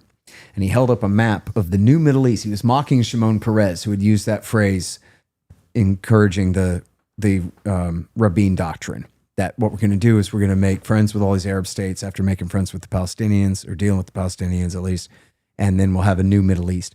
So Netanyahu, was like an inside joke, was mocking him and saying, look, it's the new Middle East, only Israel is all Israel, and the West Bank and Gaza Strip are all one color with the rest of Israel, and it's all greater Israel in the map, right? And it has the big arrow, and it has, we're friends with these guys, etc. In other words, I did it. I got away with essentially accomplishing what Rabin wanted to accomplish, but without giving the Palestinians a damn thing. Ha ha. I win, you lose. And he says in the speech, Palestinians, nobody's coming for you, right? I'm paraphrasing, but he blames them for holding up peace and says, but now you don't stand in the way anymore. I can get whatever I want. So it's 2 weeks after that they broke out of their pen in the Gaza Strip and launched that attack. Now, the immediate purpose of it was to seize hostages to negotiate away. We don't call them hostages for some reason. They're still prisoners even when they're just kidnapped and held without trial in Israeli prisons. People of foreign military occupation, speaking a foreign language, and holds them without charges for months or even years at a time. But they were stealing hostages to negotiate away. And at the same time, they were trying to, I think, cause enough of a crisis in the, politically, that it would re-controversialize their whole situation. I mean, attention had been turned away. Even I stopped the Middle East to go write a book about Russia and Ukraine for 2 years, right? Everybody's looking away. And they said, no, we demand attention again. The Israelis can't be allowed to get away with this. So they were trying to heighten the contradictions and reignite the controversy in the region, which they sure as hell accomplished in doing. Now, on what they did in the attack was they clearly killed civilians. And it absolutely is true that there was what's called a Hannibal Directive, which is an Israeli policy that was invented for in case a soldier gets kidnapped, that in some circumstances they would call the shot to kill the soldier as well as his kidnappers, rather than let him get taken back into the Gaza Strip. Because before there was a kidnapped soldier captured soldier named Gilad, who they had to exchange like 1,000 Palestinians to get him out. So we're not going to do that again. If anybody steals, or captures one of our soldiers, well, we'll do this Hannibal Directive. We'll kill him and his kidnappers too, which is pretty sick. But on the morning of October 7th, they called mass Hannibal, meaning light up any car that's on its way back to the Gaza Strip, including if it's presumed to have kidnapped Israeli hostages in it, and including if they're not soldiers at all, but they're civilians. 20-somethings abducted from a rave, or elderly people taken from their kibbutz, blow them up too. And in fact, they blew up some of the damage at the houses, you can tell, was from tanks and helicopters and some of the cars as well, rather than from Hamas, who were armed with grenades at worst, right? They didn't have the kind of things that you need to blow up an entire house. Those were tank rounds that did that, and helicopter shells and whatever. However, I'm only saying that so that people got it straight, whichever side you're on, that there's no question that Hamas killed innocent people that day. And in fact, they killed so many innocent people, and it made their cause look so horrific, and it gave the Israeli government such license to do what they're doing now, that many people suspect that Israel let the attack happen because they wanted it to happen, because they wanted to play victim so bad, and they're so good at playing victim and using it as an excuse. So that's where I'm at. Like I've heard people say like Israel did it themselves. I'm like, no, but Israeli intelligence is some of the most sophisticated intelligence in the world, and the fact that they didn't see it coming. I've joked about it, like hang gliders. It's like we see guys coming, and they'll be here in about 45 minutes. You're not moving that fast, and yet there's nobody gets there, nobody protects, nobody. So how did you not there's no see question. it coming? There's no question from all the reporting from connected American journalists and Israeli journalists, that they had all the intelligence in the world that they needed to stop this, including immediate intelligence from the day of, and the morning of, and the night before, and all that. That they're clearly preparing for something here immediately. Not only that, they had the war plans, according to the New York Times, and this is just what the Israelis told Ronan Bergman of the New York Times, who's their guy apparently, that they had intercepted the entire plan a year before. They knew exactly what was going to happen, even if not exactly when. And then the cover story, at least, is that they all just are a bunch of blockheads who refuse to listen when they're being warned by people below that this is happening, because it's been decided higher up that, they're not going to do anything. And so therefore we don't want to hear it. We have this huge counter incentive to contrary information. That's you can call it the limited hangout. That's like the Occam's razor easiest explanation, is that Netanyahu said it was okay for us to back Hamas because they're not going to do anything. Wasn't Netanyahu almost on his way out? And then October 7th kind of secured him. This is really an underplayed part of the story, I think. And people can watch, I don't know where all you can find this. I got it off the Pirate Bay if people still do torrent files. Get you a VPN, but there's a documentary called The BB Files, and what it is it's police interrogation videos. Have you guys seen this? Mm-mm. It's the police interrogation videos of Netanyahu and all his friends who've been bribing him with lavish gifts, him and his stuck-up horrible wife, for years. And it includes Miriam and Sheldon Adelson, and it includes a bunch of powerful people talking about how, especially Netanyahu's wife, is just the most ruthless, demanding, horrible woman in the world who insists that people bring her jewelry and bring her extremely expensive champagne and bring her all. She'll bring her laundry to the White House, I think, 10 years ago. She'll bring her laundry and be like, "You're going to do this for me." That's right. In fact, I've read a thing where the State Department, they have a thing where they offer laundry services to any diplomats in the world, but the Israelis are the only ones who actually literally bring dirty clothes to have washed. They're just so funny to me. It is. It's funny to me too. And so not Netanyahu's beating the stereotypes. Yeah, with that. He's under a lot of pressure in that, and you can tell he is in real trouble. This is absolutely against the law in Israel to take these kinds of gifts. It is just blatant corruption, and he is guilty and could go to the pen, but he can't because he's the prime minister. And the longer he stays prime minister, the longer he stays out of jail. And so he just has the most obvious incentives, like the purloined letter right there. It says the most obvious incentive he has right in front of your face there. To do whatever he can to stay in power. As George Lucas said, he's not the first one to start a war to stay in office. Mm-hmm. You know what I mean? He was talking about Emperor Palpatine, but he could have been talking about a lot of people. And so, yes, that absolutely has a lot to do with it. And by the way, so I alluded to this, but let me explain. I got a great article that I wrote with my buddy Connor Freeman at antiwar.com and at the Institute, and it's called Netanyahu's Support for Hamas Backfired. Now, there's a limited hangout answer, which is, Netanyahu was just paying Hamas, as the New York Times put it, buying quiet. If he can give them money, they'll be tame, and he can keep them in line. But that's the New York Times version. The deeper explanation, in which we have all these quotes of him and many of his acolytes and followers inside the Likud party, in the government and in the media over there.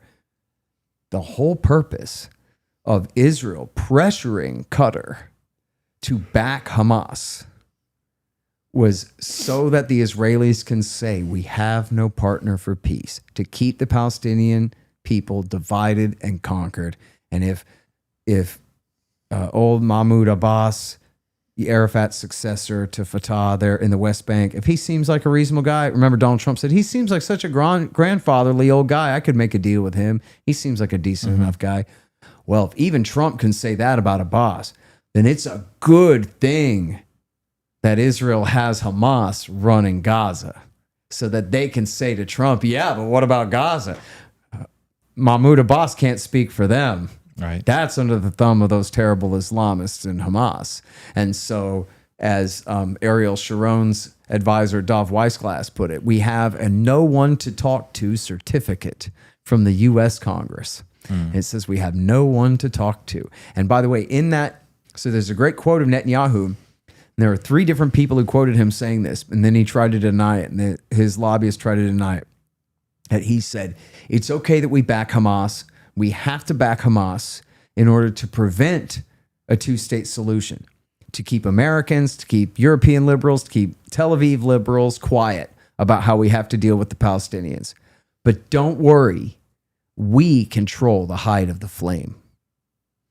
But here's the joke, is they deny that, but in the BB files, you can sit there and watch him say it with your own eyes. I mean, trust the Hebrew translation or call a friend and have him translate it for you. But according to that, there he is in a police interrogation, and they're asking him about his support for Hamas. And he's saying, don't worry, we control the height of the flame. He uses the exact same language to talk about why he is, in fact, committing treason. In the short term, it's because he's too clever by half. He knows he's so cute that he can get away with it. I'm going to support these terrorists just so I can say to you, you don't expect me to deal with these terrorists, do you? But don't worry. I know what I'm doing. I won't let them actually get out of their pen and do anything horrible, like kill 1,200 people or something like that. You know what I mean? And then, of course, it all got away from him. Now, you could argue, is he cynical enough to allow that to happen? I don't know. Maybe. Why not? But I also think that, power corrupts, but it makes people stupid too. And I think there's plenty of reason to believe that he thought, don't worry, I have them tamed, right? I control the height of the flame. It's all good, dude, right? But then once you make a decision like that, now the question is, well, did anyone ever really give him real cause to rethink that? And to ask whether maybe he did control the height of the flame, but now the flame is getting higher and maybe he needs to reassess. I think in government work, it usually doesn't work like that, right? He's made his pronouncement. I know what I'm doing. And that means that if you give him contrary information, you're questioning whether he really knows what he's doing or not.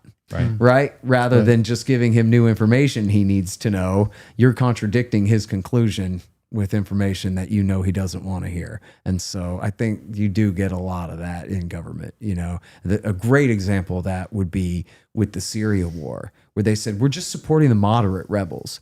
And it's like, come on, these guys are suicide bomber bin Ladenites. And they're like, yeah, but we're not supporting them.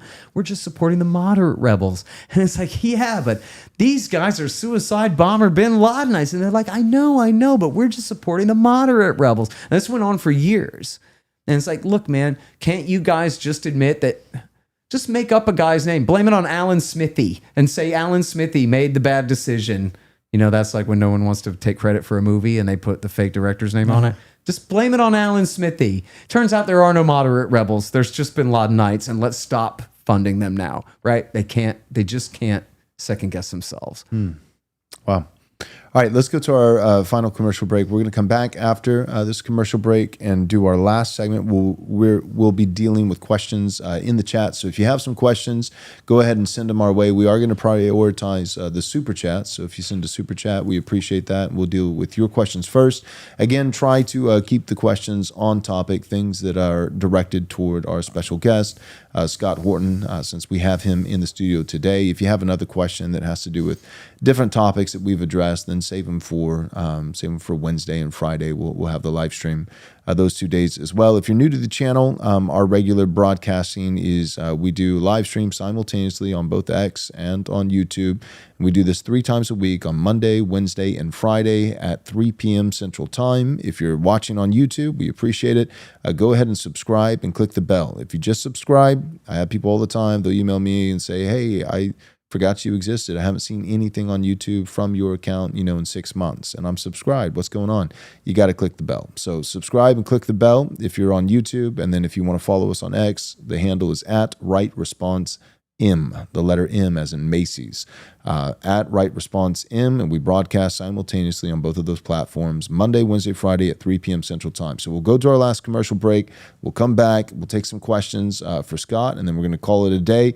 And Lord willing, we'll see you guys on Wednesday and Friday, and we'll deal with other questions outside of this topic. Last thing, real quick, while I have your attention, please do us a favor and like this video on YouTube, and on X, share it. All you have to do is retweet it. X is a great platform for many reasons, but it has its hangups. It's not perfectly conducive towards video. It's getting better.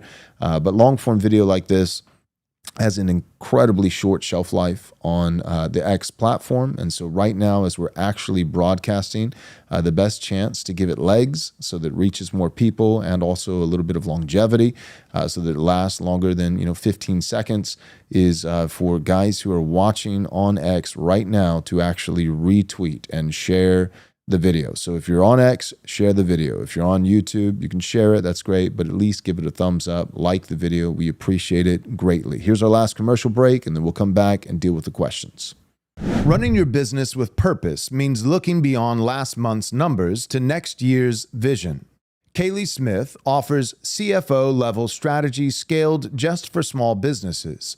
At Midstate Accounting, she takes care of your compliance, bookkeeping, and tax returns while providing holistic advisory and fractional CFO services to help you steward your resources with a distinctly Christian perspective. Ready to align your finances with your future? Then call Kaylee Smith at 573-889-7278 for a free, no-obligation consultation. Mention the Right Response podcast to get 10% off your first 3 months. Prefer to explore online? Then you can visit midstateaccounting.net to learn more or schedule a call. Again, that's midstateaccounting.net. With Midstate Accounting, you'll plan for tomorrow while operating in faith today. So call Kaylee Smith at 573-889-7278. Again, that's 573-889-7278. Heaven's Harvest takes pride in providing you with the best freeze-dried emergency survival food kits on the market. Their kits stand out because they prioritize serving sizes and calories that will sustain you for the long haul. No gimmicks, no fillers, just a diverse array of nutritious options that will pleasantly surprise you. But they're more than just emergency food. They're advocates for sustainable preparedness. Their heirloom seed kits include heirloom, non-GMO, non-hybrid, open-pollinated seeds, ensuring that your garden produces the same quality and variety year after year. Packaged in high-grade mylar foil, their seeds have a 10-year shelf life. So get 10% off your Heaven's Harvest order by using our special discount code RRM at checkout or by clicking the link in the description below. Made in the USA and free shipping on orders above $99 for the US only. Looking for a God-honoring courtship for your young adult? Introducing CovenantMatches.com, the exclusive, biblically grounded matchmaking platform for Trinitarian Christians who value purity, tradition, and parental guidance. No woke ideologies, no LGBTQ influence, just serious believers from approved states like Florida, Texas, and Tennessee, and soon vetted international members from nations like the Philippines, Mexico, and Poland. Parents and guardians, you're in control. Create profiles for your sons and daughters 18 years or older. Oversee the courtship process, and let our AI-generated avatars maintain modesty for you. No worldly dating app photos on this site. We uphold the statement of faith. Only Trinitarian Christians need apply. This is for those seeking true biblical courtship, not modern dating chaos. Launching in 20 states with international expansion coming soon. Secure your family's future with CovenantMatches.com, where faith, tradition, and parental wisdom lead the way.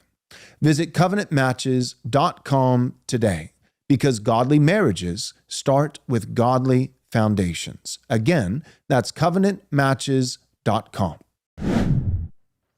So welcome back. We have some great super chats and some questions, and we'll work with them. Scott, looking forward to hearing your perspective. I do have to say, though, I've seen Joel vindicated a lot on predictions. I've been vindicated, I like to think, a couple times. But about an hour ago, you said, I do think we see, just because of all the attention and the pressure on the Trump admin, I think we see some of the Epstein files, and just literally about 40 minutes to an hour ago, Laura Trump claimed that they're going to release more, that they've heard the people, that the backlash was effective, and they've said, we hear you loud and clear, and we're going to do our best to release more to the public. So we will see what comes out of that. But the lesson is, What's the takeaway? always chimp. Always It's make powerful. a scene if the administration, if your representatives who are supposed to work for you are doing things that you hate and are immoral, you stand up and you say, no, we supported you for this, and you are doing the opposite. So I totally agree. And look, I think, there's sort of a caricature of like sort of this ridiculous schoolhouse rock naivete that like, you can't call your congressman. Don't you know he's like blackmailed by the Israelis on Epstein Island? There's no point. he's busy. But the thing is that's right. Like, I'm not a big believer in democracy, and I don't really think that like young men call your congressman is a very good answer to anything. On the other hand, when it's loud outcry time, we have to make sure there is one, right? You can't have, even if it doesn't work like it's supposed to work in the Schoolhouse Rock cartoon where your representative actually represents you or anything silly like that, he should at least have to consider you. He should at least have to know when he's sitting in his office and imagining the people out there and the rest of the county and the rest of the district, like, do they like what he's doing, or are they mad as hell about this? And just how many mad as hell about this is in a row can he think that he can get away with before he's going to lose his job? Yep. And even the same for the president. If the phone is ringing off the hook and people are saying absolutely not, or you're damn right, we demand it, or whatever it is, then that's one thing. If it's not ringing, then it's not ringing. And it's not something they have to consider at all. So do we want to live in a world where some young aide is coming in and telling Trump, hey, you should know people are really pissed off about this, or you should know people really support you on this, or you should know it's about 50-50, so you could probably get away with whichever you think. You know what I mean? Yep. Or is it just there's nothing going on at all, and so you don't have to consider the American people. What you have to consider is this is what the Saudis want, and this is what the Israelis want. So we better do what they say. The American people don't seem to care either way, you know? Yeah. Right. Okay, let's hop into the chat. Wes, you want to read the first one? Nathan, wow. Yeah, Nathan something. This is going to be rough. De Brule? It almost feels French. De Brule. De Brule? Dubrele. Yeah. All right. Good enough. $49.99 super chat. Thanks, Thank you so Nathan. much, Nathan. I Appreciate really that. appreciate that. Nathan said this: thank you for your ministry. Very few of the men in my church are willing to have these conversations. Thank you. Have y'all read Luther's On the Jews and Their Lies? It seems the church today won't even engage with his or other reformers' ideas. God bless. Have you ever read it, Scott? No. Have you heard about it though? Well, I know that there's such a title. I guess just the name of it raises the question to me of whether it's a religious argument or a political one, or what he's even A talking lot of it about. was religious, but also experiential, just his personal experience, because he befriended a lot of Jews to help him with like translation and different things like that, working directly from the Hebrew. But then later in his life, so Martin Luther was like the original reformer protesting against the Catholic Church. But then later in his life, felt completely betrayed by a lot of Jews. And as he was able to learn to read Hebrew and all those kinds of things, you know, started to read the Talmud and see some of the things that were in there. And so eventually very much soured on the Jews. So it was a religious, theological argument, but it was also personal, experiential. I have not read all of it, read excerpts. I have a good friend I've who read went through and excerpts. read it, and he said like it wasn't all that inflammatory. Yeah. He read it and said, hey, this isn't some type of raving, Right. you know. Usually the quote that people take out and they're like, oh, Martin Luther, you know, but Protestants, and we're Protestant, by the way, Scott. So, you know, guys in our camp, like, you know, they can't completely do away with Luther because he's the original Protestant. So then usually the way that they justify it is they say, well, Luther was really great, but, you know, then towards the end of his life, he just lost it, you know. But I don't think he really lost it. I think he probably just learned some things along the way. I think it was probably the same Luther. I don't think that he had dementia or something. And the thing is, too, is you got to understand, it's always, you have to keep in mind that people are a product of their time. Right. And they speak in the language of their time. I mean, you guys surely have noticed what a commie language English is even to this day. It's so filled, just lousy with we's and us's and ours, when that's not really what you mean. You know what I mean? It's just kind of the way that we talk. So in the era back then, to say the Jews or the Catholics or the Hungarians or the whoever you're talking about. It didn't have the same kind of connotation that we have post World War II, and where you have, when people say the Jews, they're usually not talking about the entire Jewish population of a given area. They're talking about a select few powerful people who These we don't Jews know their here names, in this but location whatever. Yeah. doing these things. The Jews did this or that is like a good stand-in when you don't know who you're actually talking about. You know what I mean? That kind of thing. When he's saying that, I think you gotta, and it's the title of a thing. Who knows if he even wrote his own headline? You know what I mean? Writers, you hear me out there? But yeah, I would just say like, it sounds like an inflammatory headline. It doesn't, to me, necessarily imply hate or a prescription of like doing anything to anyone or anything like that. But it's the title would ring different in the ears of somebody from, the first half of the 20th century or before, Right. I'm sure. I wouldn't get away with a book by that title. Let's just put it that way. Right. But since we're on the topic, it is kind of coincidental, Nathan, that you bring up that book and you bring up Luther, because Wes and myself and Antonio, we were just talking a couple days ago. And we did think, we were thinking, tossing around the idea of like, maybe we do next year, do like a once a month, it's not like too taxing, but a once a month book club, for people to sign up with, and you put them like in a Signal thread. And so, we have access with each other. And so you're interacting with us, and we do them once a month, behind a paywall or on Zoom or whatever it is, book club. And we did think like, there's so much talk about it, and it's a relevant topic these days. Israel's constantly in the headlines, and, pretty much everybody and their mom is doing a bit of noticing, as the kids say. So it would be an interesting book, even if there's, certain portions that we're like, oh, well, we don't really agree with that, but still just for the sake of antiquity and his historical standpoint to go through that. So maybe we do the based book club or whatever it might be, and we go through the Jews and their lies by Martin Luther and discuss it. All right, this next one, Chris Tisking, another $49.99, $50 super chat. Thanks, Chris. That's very kind. We appreciate it. He says, you guys are the inverse of the Trump admin right now. They are making all the wrong moves. Pray for Trump. He needs our prayers and needs to win many of us back. That's true. And he has to earn it. I'm not Israeli, and I will not vote for a pro-Israel candidate ever again. So more of a comment than a question. We appreciate it. Sympathize with it. Scott, any thoughts? Yeah, I mean, I'm certainly not an Israeli, and I don't know how, especially at this late date, how anyone could conflate their interests with ours anymore. Like when you talk about Iraq War II, it's basically still like kind of a undercover thing. Most people don't really understand Israel's role in lying us into that war at all. But with what's going on in the Gaza Strip right now and in the West Bank too, and with the Iran war, which is still not necessarily over yet, and there's still a lot of unresolved questions from the end of that. I don't think anybody could doubt that this is all Israel-centric foreign policy. When Trump announced his great victory over Iran, he said a threat to Israel has been neutralized. He didn't even pretend it was in the interest of the United States of America. Great news. So, yeah, I think more and more the discrepancy is being noted by regular folks. Yep, agreed. Nick Bonner gave us $7. Thanks, Nick. He said this: Jeff once said he considered Trump his best friend. Very suspect. They partied a lot together. I think it was the 80s, especially 80s and 90s. Like they were together. There's no denying. Yeah, there's definitely a history there. Now, whether or not that doesn't mean, you can have a friendship with a guy and not know everything he's doing, or even if you know about it, certainly that doesn't necessarily mean that you're participating.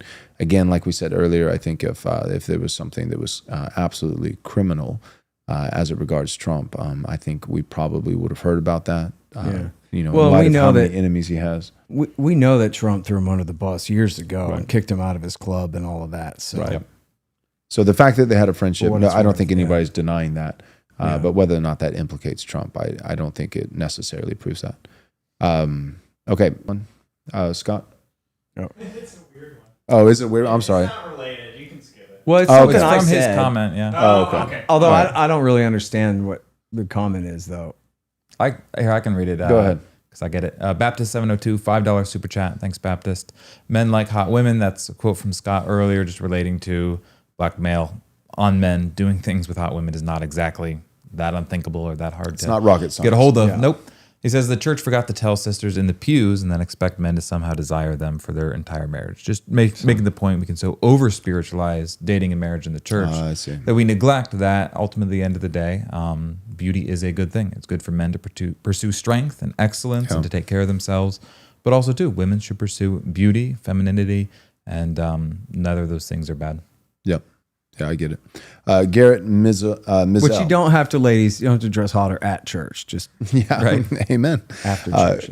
Garrett Mizell, $10 from Garrett. He said, thanks, Garrett. We appreciate it. He said, my theory is that Trump is trying to get as many eyes on this as possible. Oh, we've got a 4D chess trust in the plan guy here. I'm not going for that one, man. Best way, so he continues, best way possible to get it is to deny it in the most preposterous way imaginable. Or just admit what the truth is Cover-ups. and who all is compromised in this thing. Think about the headlines you could get out of that. Right. And then he Still the says, truth. cover-ups aren't this public.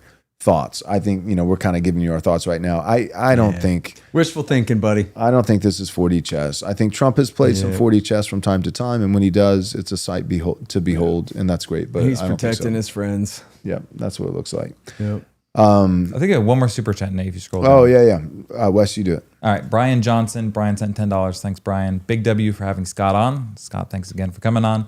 Hope he's a Christian already, but if not, I hope he's done his part to teach these boys that libertarianism is the way of God and for Christians. Oh, there you go. So after the show, we'll all try to convert each other. There you go. You Oh, can boy. try to convert us to libertarianism. We'll try to convert you to Christianity. Yeah, I mean, we still have like some libertarian, like we believe in property rights and things like that. Like but You know what you guys should do? Is read some Murray Rothbard. I recommend The Left and Right, Prospects for Liberty, Okay. and The Anatomy of the State, and War, Peace in the Rothbard. State. And What Has the Government Done to Our Money? That's pretty good Rothbard starter pack. I think we're definitely in agreement on what the government has done to our money Yeah. by And inflating you know, definitely it. agree and you with know that. what you'll like too is Wall Street, banks, and American foreign policy. yeah. Oh, and as long as we're talking Israel-Palestine today, war guilt in the Middle East, All by Rothbard. all by Rothbard. I'll look him up. Rewind and write all that down, everybody. All right. And you said Murray was his first name? Murray and Rothbard, yep. Rothbard. Best libertarian out of all of us so far. Cool. All right. Let's see. My Asian peers in Cali are lefties, except for me. That's quite the name. Provoked is a long read, but a great read. Thanks, Scott. Oh, thank you very much for saying that. Appreciate that. Very nice. Cosmic treason is that one of them, Nate? Yeah. This is a question. He says, is the most likely explanation that just like in 2020, deep state experts, and he puts that in quotation marks, we appreciate the quotation marks there, got in Trump's ears and convinced him that everything will go to hell if he doesn't listen to them and prevent the release. And then he followed up just a little bit lower, says, or is it that Bongino and Patel had their families threatened by Mossad/CIA to keep them in line? No, I would see it's the former. It's the word comes down from the top that, look, guys, we don't want to do too much with this. We can't afford to let this get out too far. Tell them this, but not that. I don't think anybody has to make any explicit threats against, especially someone as powerful as the director of the FBI. You know, they don't need to do it that way. Yep, I agree. Cool dude. He says, how long do you think it'll be until it is difficult for military pro-Israel politicians to get elected?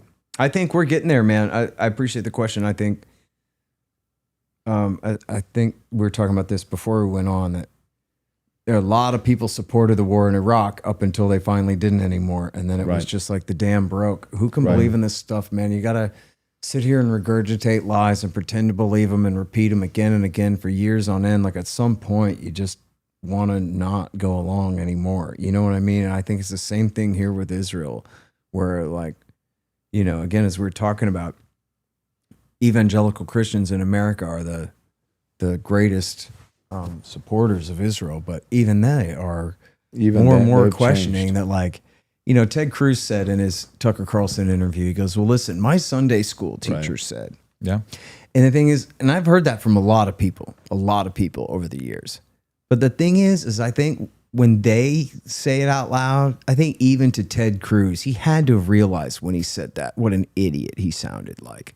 You know what I mean? Because your Sunday school teacher's just some lady, and she may be right, but she may not be. And if you're Catholic, at least your priest claims like this real special ordained authority to speak for God in a way or whatever. But like when we're dealing with Protestant ministers and the women who work for them and teach the kids Sunday school, there's nothing even supposedly magic about her authority. There's nothing supernatural about her authority at all. She just has read the Bible before, presumably, and knows it better than a 7-year-old, and so she can teach it to a room full of 7-year-olds. But if you're going off of just what you learned in Sunday school and you hadn't really thought that much harder about since then, and you're talking about real wars and real people being killed and real terrorist attacks against our country in response and all that, you might at least stop and wonder whether your Sunday school teacher had any idea what she was talking about at all, whether the parts of the Bible that she quotes that says that we have to do what the Likud says really meant that or not, or what. People can quibble over every syllable of the Bible, every phrase, right? Any space between a comma and a period, you can fight for a year over what it all means or what it was supposed to mean or what. When they say a day, they mean a year or whatever it is, right? People fight like crazy over any part of the Bible. Oh, but this just says you got to do whatever the modern state of Israel, founded by atheist communists 80 years ago, say. Come on, really? Right. The author of the whole universe says so, huh? Like, I don't know. I'm sorry. I hate to be too patronizing about it. I know people take their faith very seriously, but like, it seems to me like just on the basic level of like, you could accept like every bit of this religion except the parts that are just completely stupid, right? Like, does that make any sense to you that the author of the Sermon on the Mount wants you to help kill these people? Mm-hmm. Like if Jesus was here, that would be his best idea. Or this is your best idea for forcing him to come back now instead of waiting around for the apocalypse to come. Forget God's plan. Our plan is to force the second coming now because we're bored and we just want to. That's what it is for a lot of people. It's an accelerant. I know, and I sound like a jerk saying it like that, but like I just grew up listening to Rusty Ware down there on San Antonio radio. Yeah. Cornerstone Church, fill his head with these lies on Sunday, and he'd come up on Monday and go, I guess we got to support the war with Israel after all. It says in the Bible, we got to do whatever Israel says. And it's just like, look, man, it actually doesn't say that in the Bible. Just a man convinced you that it said that, and you should hate and resent that man. Or maybe you should forgive him because Jesus says forgive him, but you should at least know your enemy. And you should know better than to just let another human with no higher status than you tell you how certain he is that the word of God is that you better actually indulge in sin this time. Right. When on the face of it, what we're talking about is the utmost of cruelty, which maybe fits with the God of the Old Testament, but not with the New. Yeah, dispensationalism is a hell of a drug. I will certainly admit that. This is, Nathan, this next one is Harris. Is that the Muslim? All right, we'll give him a shot. He said, Scott, how do you think part of the Zionist, or do you think that part of the Zionist agenda is to pit Christians and Muslims against each other? It's a good question. Yeah, although I'm not certain if they would like phrase it exactly in that way necessarily, but they're certainly trying to get America, which is a supermajority Christian country, to fight Muslims for them, and they're doing everything they can to get us to hate and fear Muslims because that's who they want to steal land from. And yes, they do want to steal land from Palestinian Christians too, but most Americans don't know the first thing about that. Most Americans probably assume that the Christians are protected by and on the same side as the Israeli Jews rather than being mercilessly murdered and persecuted and ripped off by them. But it is clearly their agenda to make regular Americans just hate and fear Muslims and Islam. Now, am I in favor of making Texas a majority Muslim state or something and bringing them all here to change the way we live? No. But can we tolerate a few million Muslims in our country at least and and respect their freedom of religion and all that, yeah, sure. We don't seem to have a problem. There are mosques in Williamson County. Nobody cares. Not hurting nobody or disrupting anything really. And yet,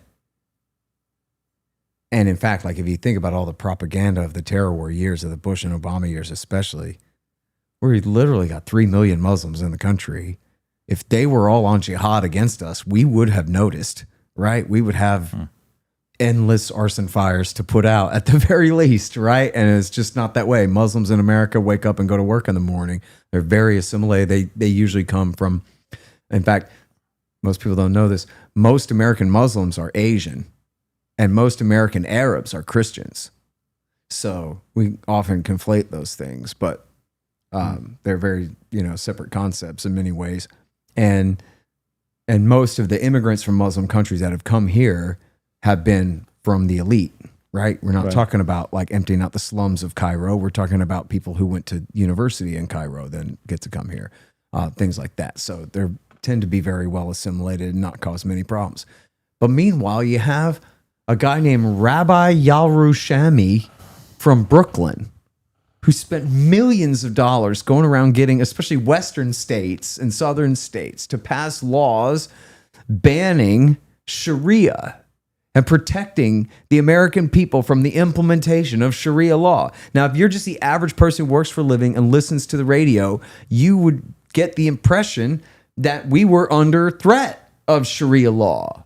And that if somebody hadn't intervened and passed these state laws to prevent it, then we would be under its command right now. When no, that is not the case anywhere at all. The only place where Sharia law ever applies in America is in the same way that Catholic law and Jewish law apply in like divorce proceedings, where local civil courts respect religious customs. So if there are certain rites that you have to go through to get divorced as a Catholic, and the courts respect that, that's not the same as forcing anyone else to go along with those rules, right? It has nothing to do with implementing Sharia law over us. So what was it all about? It's just a propaganda campaign to make you hate and fear Muslims. That was all. No one was trying to implement Sharia law over you, not for one day. And who was behind the whole thing? A guy named Rabbi Yarushami, who isn't from Texas or Colorado or New Mexico or Arizona, any of these places where we're supposed to be being protected from Sharia. It's just a propaganda campaign to get you confused, to make you hate and fear your neighbors over nothing. And when in fact there actually is a threat. And quite frankly, like there is a threat from some individual Muslims in this country. You might not be able to say who beforehand. And it could even be, as we saw again in the case of New Orleans on New Year's Day or New Year's Eve, whereas an American veteran convert to Islam then signed up with the vanguard of the terrorists on the other side to attack the United States of America.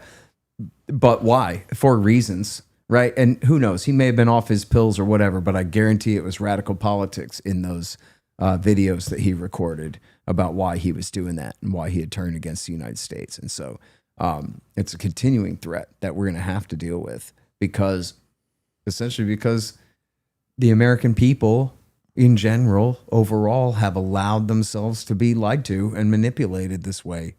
And, hey, you got to forgive them. But at the same time, we've had antiwar.com since 1995. So if you want to know the truth, it's there. It has been. Yeah. Cosmic Treason says, how can we deny intel agencies the ability to use pedo compromat to get leverage over politicians as their sources and methods? Well, I guess we can't. Yeah. We sure would like to, though. Mm-hmm. How could we allow anything like that to exist in our country? How could there be anything less than a fight over this? And there's so many issues like this where, to me, it's like, this is probably a outdated cliche, but it's like the proverbial needle scratching off the record at the party.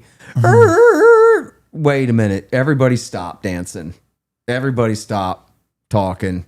We're going on general strike until we solve this problem, right? Whether that's, I want everybody who helped Timothy McVeigh blow up Oklahoma City, I want them all to be hanged, not just him. And I want a general strike until we get the truth about Oklahoma City and all of the guilty held accountable for that. Same thing with who all, and this includes foreign intelligence agencies and governments as well as inside our government, who all knew about September 11th, knew enough that they could have helped to prevent it, etc. I want accountability for Jeffrey Epstein. Anybody who went to that island, I want them to have to testify in public. They want to plead the fifth? Let's see them plead the fifth. About what were they doing at Epstein Island? And didn't they know that that was Child Rapist Island? And what's going on with that? And for that matter, I'd like to see some Justice Department investigators publicly interrogated about what do you mean there was nothing on those CD-ROMs or whatever it is, right? There are specific questions where we absolutely deserve accountability on these things. And Israel's entire role in America's political establishment and in America's government, I think, is one of those issues that it just absolutely has to be solved now. And Arthur Bloom wrote that, look, keep your enemies closer. Okay, so we don't want to kick Israel completely away and have them go and join up with China or Russia instead. Boy, you think we got a problem with an Israeli fifth column in our country now? How about when they outright switch sides against us and join up with other great powers? But they need to be taken down a peg, and their foreign lobby needs to be forced to register as foreign agents, and all their foreign agents in this country must identify themselves as such, should be banned from participating in our domestic political campaigns and all of the rest of that. And they must be taken down a peg. We need a less dangerous and toxic prime minister in charge over there. And any president could demand a new election, right? Donald Trump could say, I'm sick and tired of Benjamin Netanyahu. I wish they'd hold new elections over there. And they would hold new elections in 2 days. It's as simple as that. America absolutely has the power to make it happen. And we need an entire reset on our relationship with this country. It is a millstone around our neck. Is a completely one-sided relationship, all cost for us and benefit for them. And it's untenable. It clearly is. Yeah. And in fact, like, even if you were a pro-Israel partisan, you should want to dial this back a little bit, because people are getting really pissed and you're trading short-term advantage for long-term. You're screwed. Yeah. We're going to never forgive you for a lot of this stuff. Yeah, the gravy train is coming to a screeching halt. That's right. Yep. All right. Well, it's getting late in the hour. Let's do this. We'll deal with any other super chats for sure and pertinent questions in our episode on Wednesday, so we can come back and address those. But I want to be respectful of Scott's time and then my wife and kids. I've got a play date that is coming up very, very shortly. So let's let that be the end for today. But we thank you guys for tuning in. Again, one last time, if you are watching us on YouTube, please take a moment, subscribe, click the bell. And if you are watching us live on X right now, the biggest thing that you can do is just sharing the video. If you just hit the retweet button, that'll go a long way. We appreciate that. If you want to follow us on X, our handle is @RightResponseM. And one last time for you, Scott, where can people follow your work? Well, I guess the biggest thing would be to go check out my interview on the Tucker Carlson show if you missed it. It's from just July 4th. That's when it ran. And then my show is the Scott Horton Show, 6,000 something interviews going back. And then read my books. My book, Provoked, it should be right now at 9 months. Wait. Yeah, at #1 in War and Peace on Amazon. Except I looked at it and it wasn't #1 anymore. And I was like, what the hell? And so I paged down, I looked at the War and Peace list, and my last book, Enough Already, is #1 again. Classic. So that's why Provoked isn't #1 anymore. Sometimes you just beat yourself. You know? That's right. #1 and #2 in War and Peace is my Middle East book and my Cold War with Russia book. And that's everything I know about everything for you there if people want to catch up. Cool. Well, thanks for coming on the show. We Absolutely. Thank you appreciate it. both so much for having me. All right. Well, we'll see you guys next time. God bless.